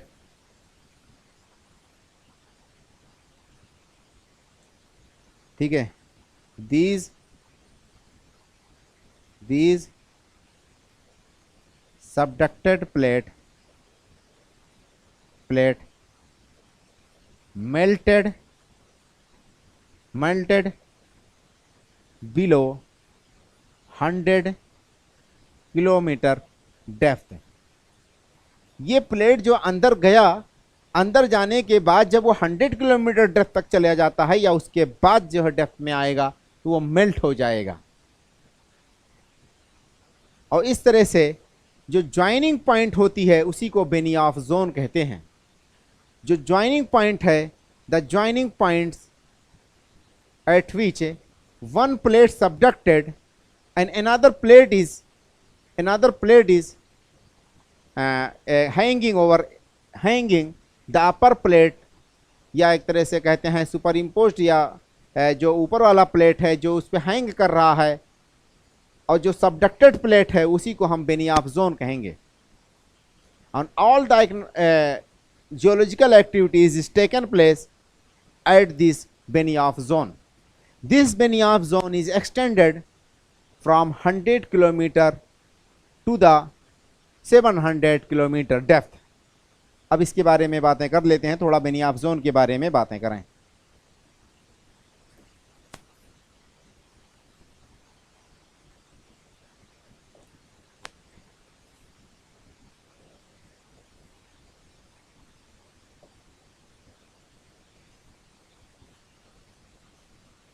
बेनियाफ zone,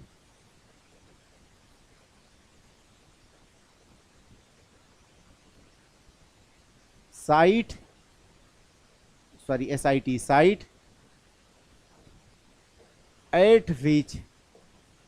at which above located plate is hanging. The site at which above located plate is hanging and subducted plate create a slab at 45 degree angle, at 45 degree angle. All the geological activities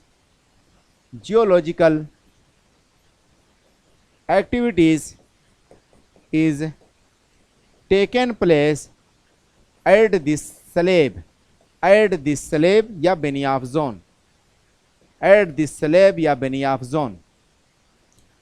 बेनियाफ zone है क्या? सवाल यह है कि बेनियाफ zone है क्या। अब अगर हम बात करते हैं बेनियाफ जोन की, तो मान लेते हैं एक प्लेट जो है इस तरह से अंदर चली गई, जो सबडक्टेड प्लेट है, जिसके ऊपर दूसरी प्लेट हैंग कर रही है, दूसरी प्लेट ये हैंग कर रही है।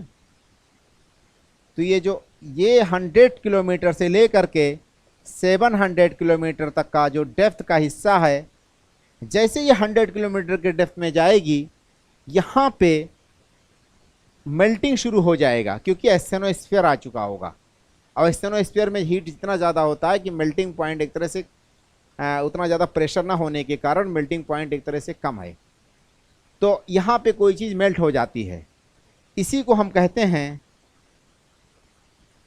बेनियाफ जोन।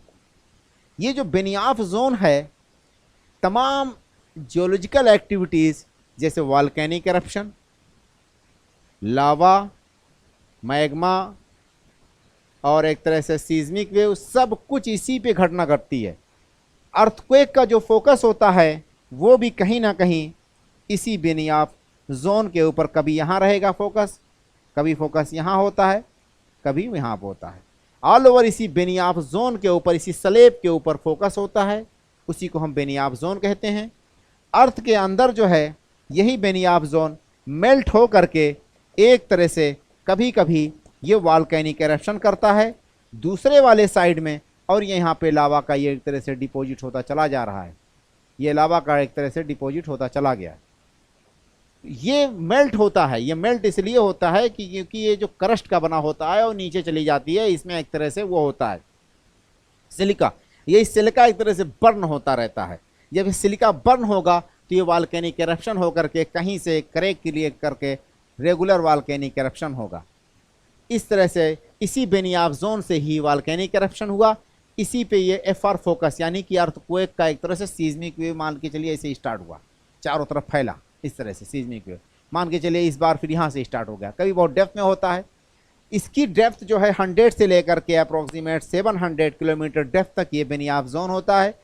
इसका मतलब कि अर्थक्वेक 700 से ज़्यादा डेप्थ में नहीं आ सकता। वॉल्केनिक एरप्शन भी कभी कभार आउटर कोर और मेंटल के बाउंड्री से आता है, लेकिन ज़्यादातर इसी बेनियाफ जोन तक ही जाता है, यानी 700 किलोमीटर। उसके बियॉन्ड ना तो कोई अर्थक्वेक आता है, यानी अर्थक्वेक का फोकस नहीं हो सकता। अर्थक्वेक आने मतलब अर्थक्वेक का फोकस, या तो मेल्ट नहीं हो सकता, यानी कि वॉल्केनिक एरप्शन, उससे ज़्यादा डेप्थ का लावा नहीं निकल सकता। तो ये बेनियाफ जोन ही डिसाइड करता है कहीं ना कहीं सारी एक्टिविटीज़ को। अब अगला हमारा है इसी के अंतर्गत types of the convergence boundaries. Types of the convergence boundaries. Types of the convergence boundaries. Types of convergence boundaries. तो नंबर 1 पे हमने लिखा continent to continent. Continent to continent convergence boundary. Continent to continent convergence boundary का मतलब कि अगर दो continental block आपस में आकर के मिलते हैं तो क्या बनाते हैं? New fold mountain. हम कह सकते हैं ये क्या बनाते हैं? फोल्ड माउंटेन बनाते हैं। For example Himalaya. Himalaya suppose that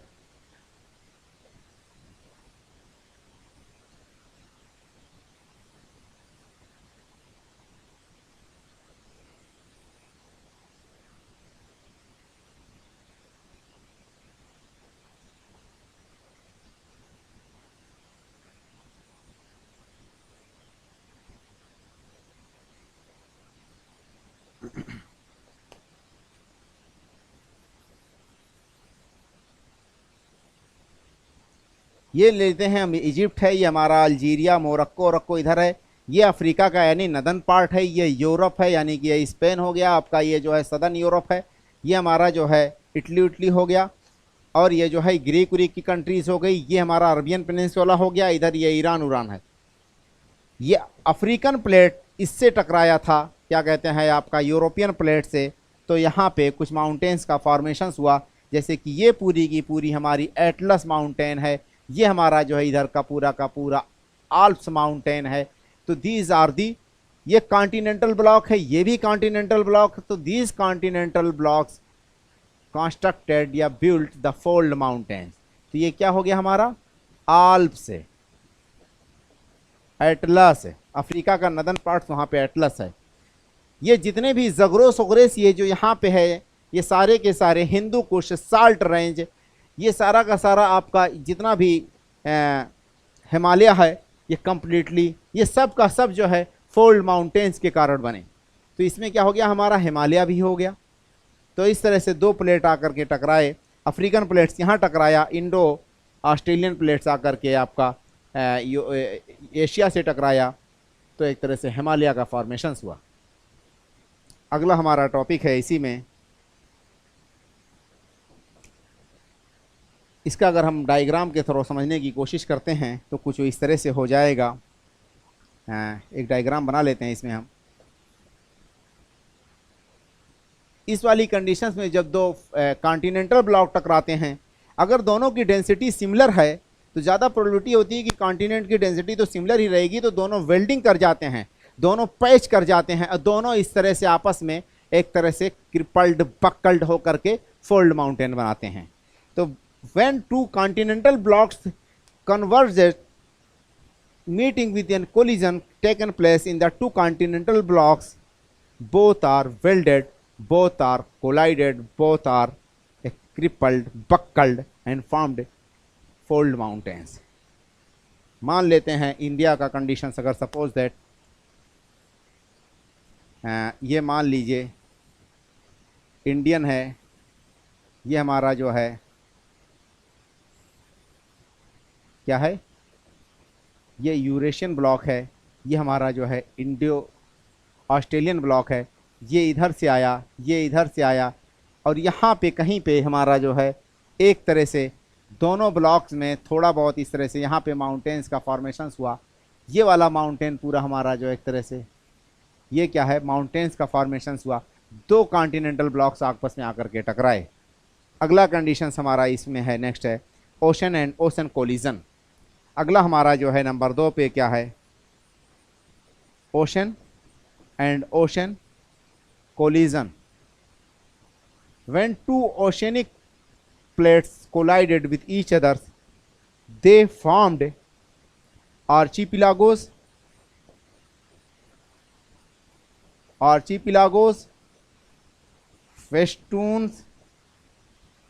festoons and submarine mountains, यानी कि submarine fold mountains, submarine fold mountains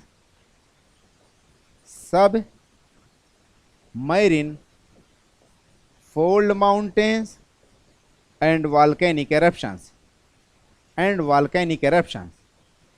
जब दो ओशनिक प्लेट आपस में टकराएंगे तो जो ज़्यादा डेंसर होगी या जिसकी ज़्यादा वेलोसिटी होगी वो इनसाइड जो है सबडक्ट कर जाएगी, और वही आगे जाकर के जब इनसाइड सबडक्ट करेगी तो उसमें क्या है कि बर्न होगा सिलिका, और जब सिलिका बर्न होगा तो इसके कारण क्या है, वॉल्केनिक एरप्शंस होगा। इस वाले कंडीशंस में नो वॉल्केनो, इस वाले कंडीशंस में हमने देखा नो वॉल्केनो। अब सवाल ये आता है कि जो हिमालय है उसका इंटीरियर वाला हिस्सा, अंदर वाला हिस्सा है हिमालय के, एक तरह से 3 लेयर हैं, तो ग्रेट हिमालय का जो इंटरनल पार्ट्स है वो पूरा पूरा ग्रेनाइट रॉक का बना हुआ है। ग्रेनाइट का मतलब कि वॉल्केनिक रॉक का बना हुआ है, इसका मतलब कि वॉल्केनिक एरप्शंस कभी ना कभी हिमालय में टेकन हुआ होगा, घटना घटी होगी। तो इसका लॉजिक ये दिया जाता है कि जब इंडियन प्लेट्स, ये इंडियन प्लेट आकर के यूरेशियन प्लेट से टकराई थी तो इंडिया का आगे वाला हिस्सा थोड़ा बहुत ओशियनिक था, इंडिया का आगे वाला हिस्सा थोड़ा बहुत ओशियनिक था। जब इंडिया का आगे वाला हिस्सा थोड़ा बहुत ओशियनिक था, इसका मतलब कि पूरा का पूरा उधर से भी थोड़ा सा हिस्सा ओशियनिक था, कंप्लीटली दोनों कॉन्टिनेंटल नहीं थे, सामने थोड़ा सा मार्जिन जो है दोनों के कहीं ना कहीं ओशियनिक थे। अब दोनों ओशियनिक होंगे तो हमारा वॉल्केनिक होगा, हमारा फेस्टून बनेगा। फेस्टून आर्चिपेलागो मतलब कि the collections of the islands, festoon means arc land shape of the islands and collections constellations of the islands. तो हिमालय के साथ साथ अगर हम हिमालय के एक्सटेंशन देखते हैं तो इंडियन ओशंस में या बे ऑफ बंगाल में हमारा हिमालय का एक्सटेंशन क्या है, अंडमान निकोबार सी है। उसी का फर्दर एक्सटेंशन हमारा जो अंडमान निकोबार का, ये सुमात्रा, जावा, चागोस और पपुआ न्यू गिनिया वगैरह सारा का सारा उसी का एक्सटेंशन है। तो इसका मतलब क्या है कि जब इंडियन प्लेट टकराई यूरेशियन प्लेट से तो दोनों के सामने एक साइड में, ईस्टर्न साइड में थोड़ा बहुत ओशियनिक हिस्सा था, और जब ओशियनिक हिस्सा था तो वही दोनों टकरा करके आर्चिपिलागो फेस्टून्स वगैरह बनाते हैं, वही दोनों टकरा करके आर्चिपिलागो फेस्टून बनाते हैं, प्लस वही दोनों वॉल्केनिक एरप्शंस भी करते हैं। इसी से बैरन आइलैंड जो कि एक सिंगल वॉल्केनिक एक तरह से आइलैंड है हमारा अंडमान निकोबार में, उसका कारण क्या है, उसका कारण यही है कि जब इंडियन प्लेट यूरेशियन प्लेट से टकराई थी तो उसके एक मार्जिन में थोड़ा सा और इसके भी एक मार्जिन में थोड़ा सा, दोनों साइड में ओशियनिक रॉक रही होगी या ओशियनिक एक तरह से प्लेटें थी। जब मार्जिन में ओशियनिक प्लेट थी तभी जाकर के यहां पे तो कॉन्टिनेंट्स के कारण फोल्ड माउंटेन बन गया। लेकिन इसी का एक्सटेंशन इंडियन ओशन में हमने देखा जावा सुमात्रा है, इसी का एक्सटेंशन हमने इंडियन ओशन में देखा ये अंडमान निकोबार है। और अंडमान निकोबार में कुछ एक्टिव वॉल्केनो भी हैं। उसका कारण क्या है? कारण यही है कि जब ओशियनिक प्लेट ओशन प्लेट से टकराती है तब वॉल्केनिक इरप्शंस होता है। इसका मतलब कि वहां पे थोड़ा बहुत वॉल्केनिक वो था। तो there was the oceanic block in the front of these two plates. These oceanic blocks formed volcanic rocks. Initial में थोड़ा बहुत ओशियनिक रहा होगा इसके आगे। नेक्स्ट हमारा जो है ओशन टू ओशन कोलिजन। इसकी मिसाल अगर हम देते हैं, मान लेते हैं एक हमारा ये जापान की प्लेट है, ओशन है वहाँ पे और एक ये हमारा जो है मान लेते हैं दूसरी यानी कि पैसिफिक ओशन में अगर हम देखते हैं तो वहाँ छोटा सा ओशियनिक प्लेट दूसरे ओशियनिक प्लेट से टकराता है। और ये जापान ओपन के आइलैंड्स ऐसे ही बनते हैं कि एक पैसिफिक ओशन वाला जो इन दूसरे साइड से आया और ये मार्जिन वाला पैसिफिक ओशन जो कि हमारा कि एशिया के पास में है लेकिन ये भी पैसिफिक ओशन है, दोनों के टकराने से कहीं ना कहीं ये एक मान के चलते हैं वॉल्केनिक इरप्शन हुआ। और यहाँ पे ऐसे लंबाई में ऐसे आर्क नुमा जो है होकैडो, हानशू, शिकाइकू, क्यूशू वगैरह के आइलैंड्स जापान में जो पाए जाते हैं या क्यूराइल उराइल के आइलैंड पाए जाते हैं, उसका कारण क्या है? आपका ओशन टू ओशन कोलिजन वहाँ पे हुआ है। वहाँ पे सारे के सारे आइलैंड्स जो है ये इसी के कारण बने। सबमरीन फोल्ड माउंटेन्स भी ये जापान वापान जो है सबमरीन फोल्ड माउंटेन वगैरह वाली कंडीशन वहाँ पे पाई जाती है, इसी के कारण है ये। अगला हमारा है continent and ocean collision. Continent and ocean collision अगला हमारा है नंबर 3 पे continent and ocean collision. Continent and ocean collision की अगर हम बातें करते हैं, जब एक कॉन्टिनेंटल प्लेट है दूसरा ओशन को प्लेट है और दोनों आपस में टकराते हैं तो ओशनिक प्लेट ही हमेशा अंदर जाएगी। When oceanic and continental plates colliding with each others, the oceanic plate will always subducted, the oceanic plate always will go inside the continental plate because oceanic plate is more denser compared to continental plate. They formed coastal fold mountain. They formed cordilleras. They formed cordilleras. Here also volcanic eruption taken place. Volcanic eruption is taken place क्योंकि एक plate हमारा जो है oceanic है, वो oceanic रहेगा तभी वो नीचे जाएगी और नीचे जाएगी एस्टोनोस्फीयर में। जैसे ही उसका स्लेब यानी कि बेनियाफ जोन वाला जो मैंने कहानी बताई अभी पहुंचेगा तो सिलिका बर्न होने लगेगा, और जब ये सिलिका बर्न होगा तभी ये जा कर के कहीं ना कहीं इसे लावा निकलेगा। इसकी एग्जांपल्स के तौर पे अगर हम समझने की कोशिश करते हैं, मान लेते हैं सपोज दैट इस वाली कंडीशंस को समझने की कोशिश की जाए कुछ। सपोज दैट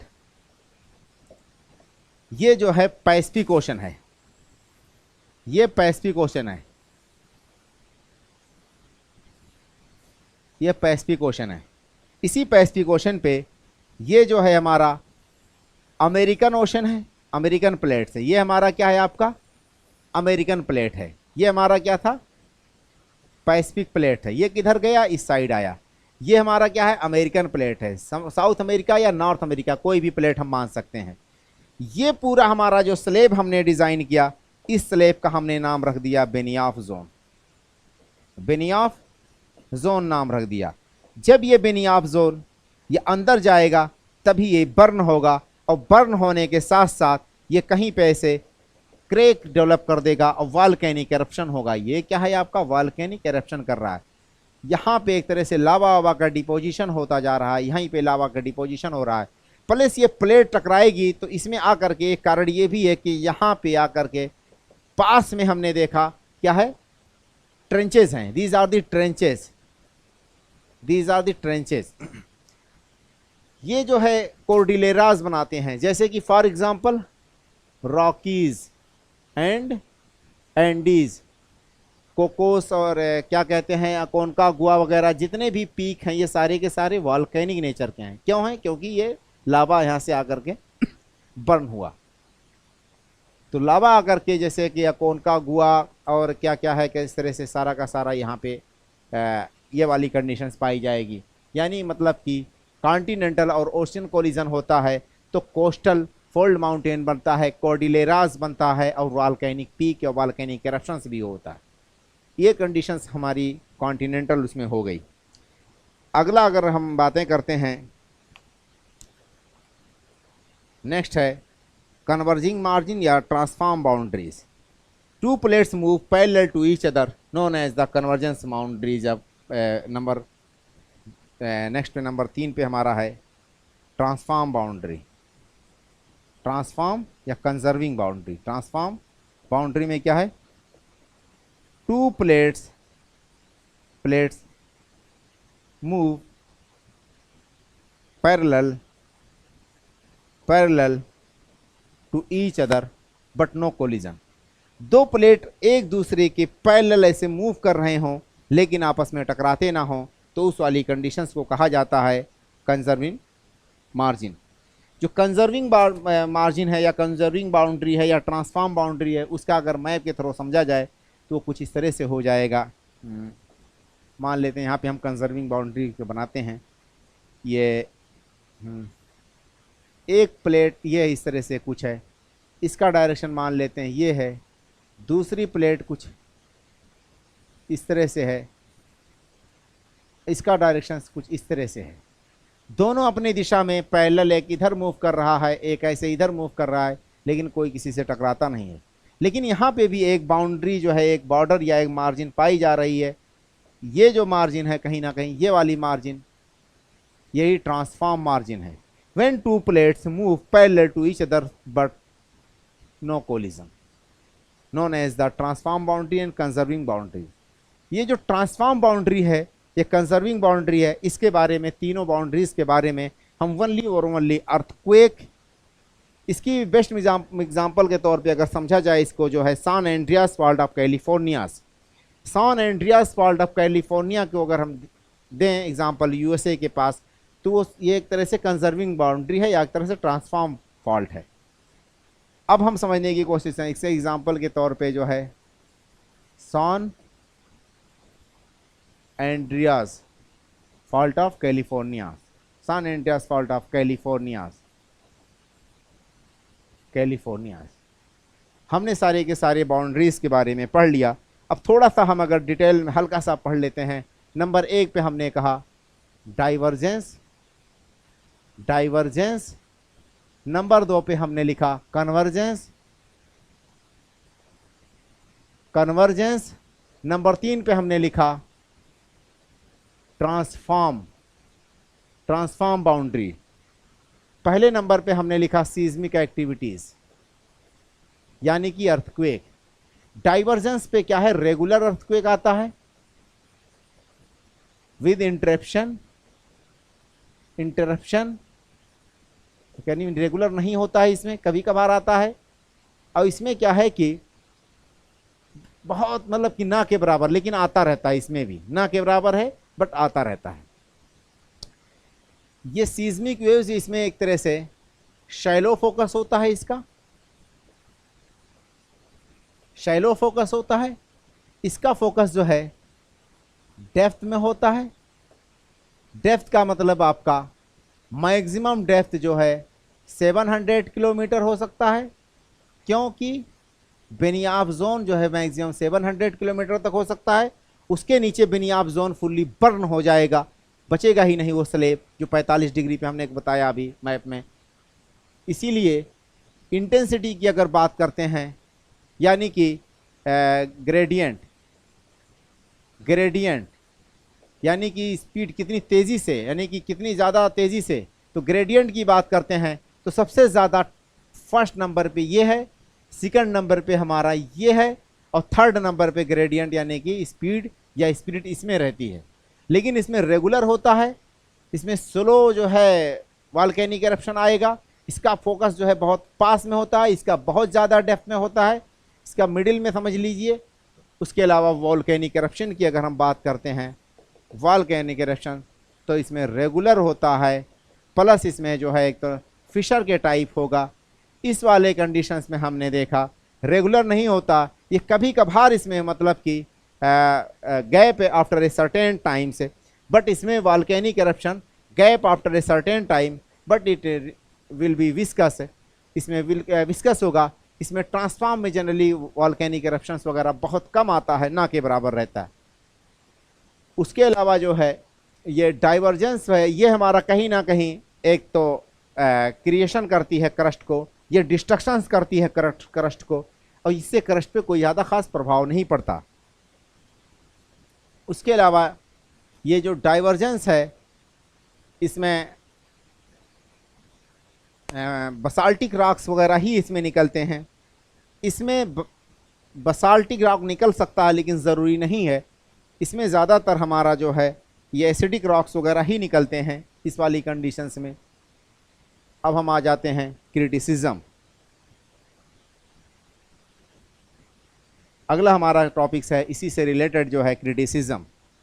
क्रिटिसिज्म की बात कर लें, क्रिटिक्स क्या कहते हैं। प्लेट टेक्टोनिक की क्रिटिसिज्म की अगर हम बात करें तो इसमें नंबर 1 पे it does not explain the old fold mountain. ये जो है ओल्ड फोल्ड माउंटेन्स को नहीं एक्सप्लेन करता, तो it can not explain, it does not explain old fold mountain. Fold mountain, old fold mountain का मतलब हमारा होता है जैसे कि does not explain old fold mountain, जैसे कि ग्रेट डिवाइडिंग रेंज के बारे में ये कोई बात नहीं करता। For example great dividing range के बारे में ये कोई बातें नहीं करता, ये अपैलेशियन माउंटेन के बारे में कोई बात नहीं करता, ये यूराल माउंटेन के बारे में कोई बात नहीं करता, ये जो है अरावली के बारे में कोई बात नहीं करता, ड्रेकनबर्ग के बारे में ये कोई बात नहीं करता। अगला है इसमें it fail to explain the length of ridges are greater than trenches. ये जो है एक्सप्लेन नहीं कर सकता रिजेस की लंबाई को ट्रेंचेस के मुकाबले में, यानी ट्रेंच जो है उसकी लंबाई कम है और रिजेस की लंबाई ज़्यादा है।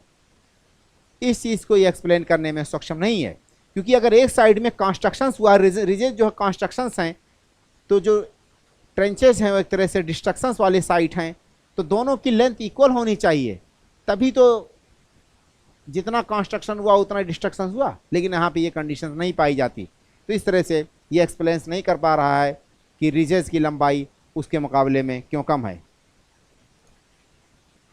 Intraplate earthquake and volcanic activity can not be explained. Number next है इसका जो है intraplate volcanic activity, intraplate volcanic activity and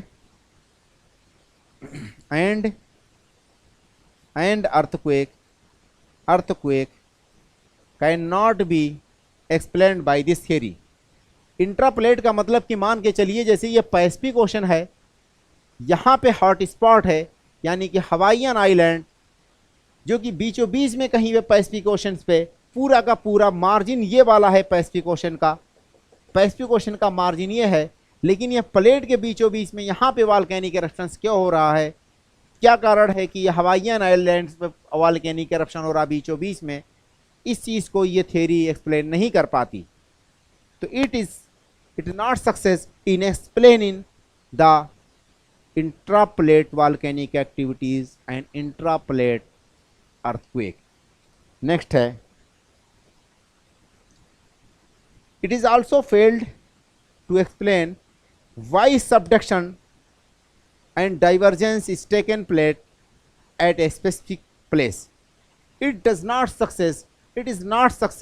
It failed to explain you why subduction is taken place is a specific site, why divergence is taken place in a specific site. The divergence is not found in the Pacific Ocean, in the middle portions of the Pacific Ocean. Why? Divergence Indian oceans में पाया जाता है, Atlantic oceans में पाया जाता है divergence, लेकिन Pacific oceans में डाइवर्जेंस या रिज वाली कंडीशंस उस तरह से नहीं है जैसे इंडियन ओशंस में है. ईस्टर्न राइज है, ईस्टर्न साइड में पैसिफिक ओशंस में कहीं पे यहाँ पे एक ऐसे राइज है, इस तरह से एक रिज वाली कंडीशंस या राइज ईस्टर्न साइड में है, मिडिल पोर्शंस में नहीं पाया जाता पैसिफिक ओशंस में, जबकि ये बात करता है कि सारे के सारे इसमें वो होंगे. इस तरह से ये थ्योरी कहीं ना कहीं हमको कुछ चीज़ों को एक तरह से जवाब देने में सक्षम नहीं है. उसके अलावा ये थ्योरी जो है सक्षम है किसको, अगर इसकी सक्सेस की बात करते हैं तो it is able to explain the new fold mountains like the Rockies, Andes, Himalayas. It is success to explain the sites of the volcanic eruptions, earthquakes, and the intensity of the different earthquakes. Again, the different types of the geological events can be defined through this theory. It is also success to explain the rocks of different periods. At the site of the divergence where magma or lava is upwelling, the new rocks is found. But with the increasing the distance from these ridges, lava becomes older. It again able to explain this. It also again able to explain the paleomagnetism, and the different rocks is the major factors of these events. अब यहीं पे हम and करते हैं इस topics को. ये plate tectonic theory है. प्लेट टेक्टोनिक थियरी से रिलेटेड हमारा एक टॉपिक्स और है थोड़ा सा, वो वॉल्केनिक इरप्शंस है और आपका अर्थक्वेक है. क्या कारण है कि जहाँ पे अर्थक्वेक आता है वहीं पे वॉल्केनिक इरप्शंस होता है, या क्या कारण है कि प्लेट मार्जिन पे ही अर्थक्वेक या वॉल्केनिक इरप्शंस होते हैं. इससे रिलेटेड जो टॉपिक्स है उसको हम अगले क्लास में पढ़ेंगे जब वॉल्केनिक इरप्शंस या अर्थक्वेक पढ़ेंगे. तो अगर हमारा क्वेश्चन ये होगा कि अर्थक्वेक को वॉल्केनिक इरप्शन से कोरिलेट करना है, तो हम यही कह सकते हैं कि जो सीज़मिक वेव्स हैं या वॉल्केनिक इरप्शंस हैं, ये क्या है, प्लेट मार्जिन या प्लेट बाउंड्री डिसाइड कर रहे हैं. प्लेट मार्जिन या प्लेट बाउंड्रीज डिसाइड कर रहे हैं. प्लेट मार्जिन या प्लेट बाउंड्रीज ही डिसाइड कर रहे हैं. इस वाली कंडीशंस में रेगुलर अर्थक्वेक आ रहा है, लेकिन बहुत ही शैलो उसका फोकस है. उसका ग्रेडियंट या तीव्रता यानी कि उसका डिस्ट्रक्शंस कम होगा. ग्रेडियंट का मतलब यहाँ पे समझ लीजिए लेस डिस्ट्रक्टिव है. ये लेस डिस्ट्रक्टिव, ये क्या है आपका मैसिव डिस्ट्रक्टिव है. इसमें मैसिव डिस्ट्रक्शंस होगा, बहुत ही ज़्यादा इफिशिएंट और बहुत ही इफेक्टिव एक तरह से तेज़ी के साथ यहाँ पे अर्थक्वेक आता है. यहाँ पे डेप्थ जो है बहुत ही कम होता है फोकस का, इसका बहुत ज़्यादा होता है. ये मार्जिन के पास में ये भी कहीं ना कहीं इसका भी डेप्थ कम होगा. ये रेगुलर फिशर इरप्शंस होता रहता है. ये फ्लूइड लावा इसमें फ्लो करता है, इसमें थोड़ा विस्कस लावा फ्लो करेगा. उसके अलावा ये वाला जो है एक तरह से कॉनिकल या डोमल शेप ही बनाएगा. ये हमारा जो है वो बनाएगा, क्या कहते हैं, रिज लाइक फीचर्स बनाएगा, ऐसे लंबाई में पहाड़ी हो कोई. उसके अलावा वॉल्केनिक इरप्शंस वगैरह जो है, ये वाला जो है शील्ड वॉल्केनोज वगैरह मतलब शील्ड भी बनाता है. आइलैंड्स का क्रिएशंस भी बहुत सारा ये इसमें ओशंस में कर रखा है इसने. अब यहीं पे हम प्रोग्राम देते हैं. तब तक के लिए okay bye, all the best.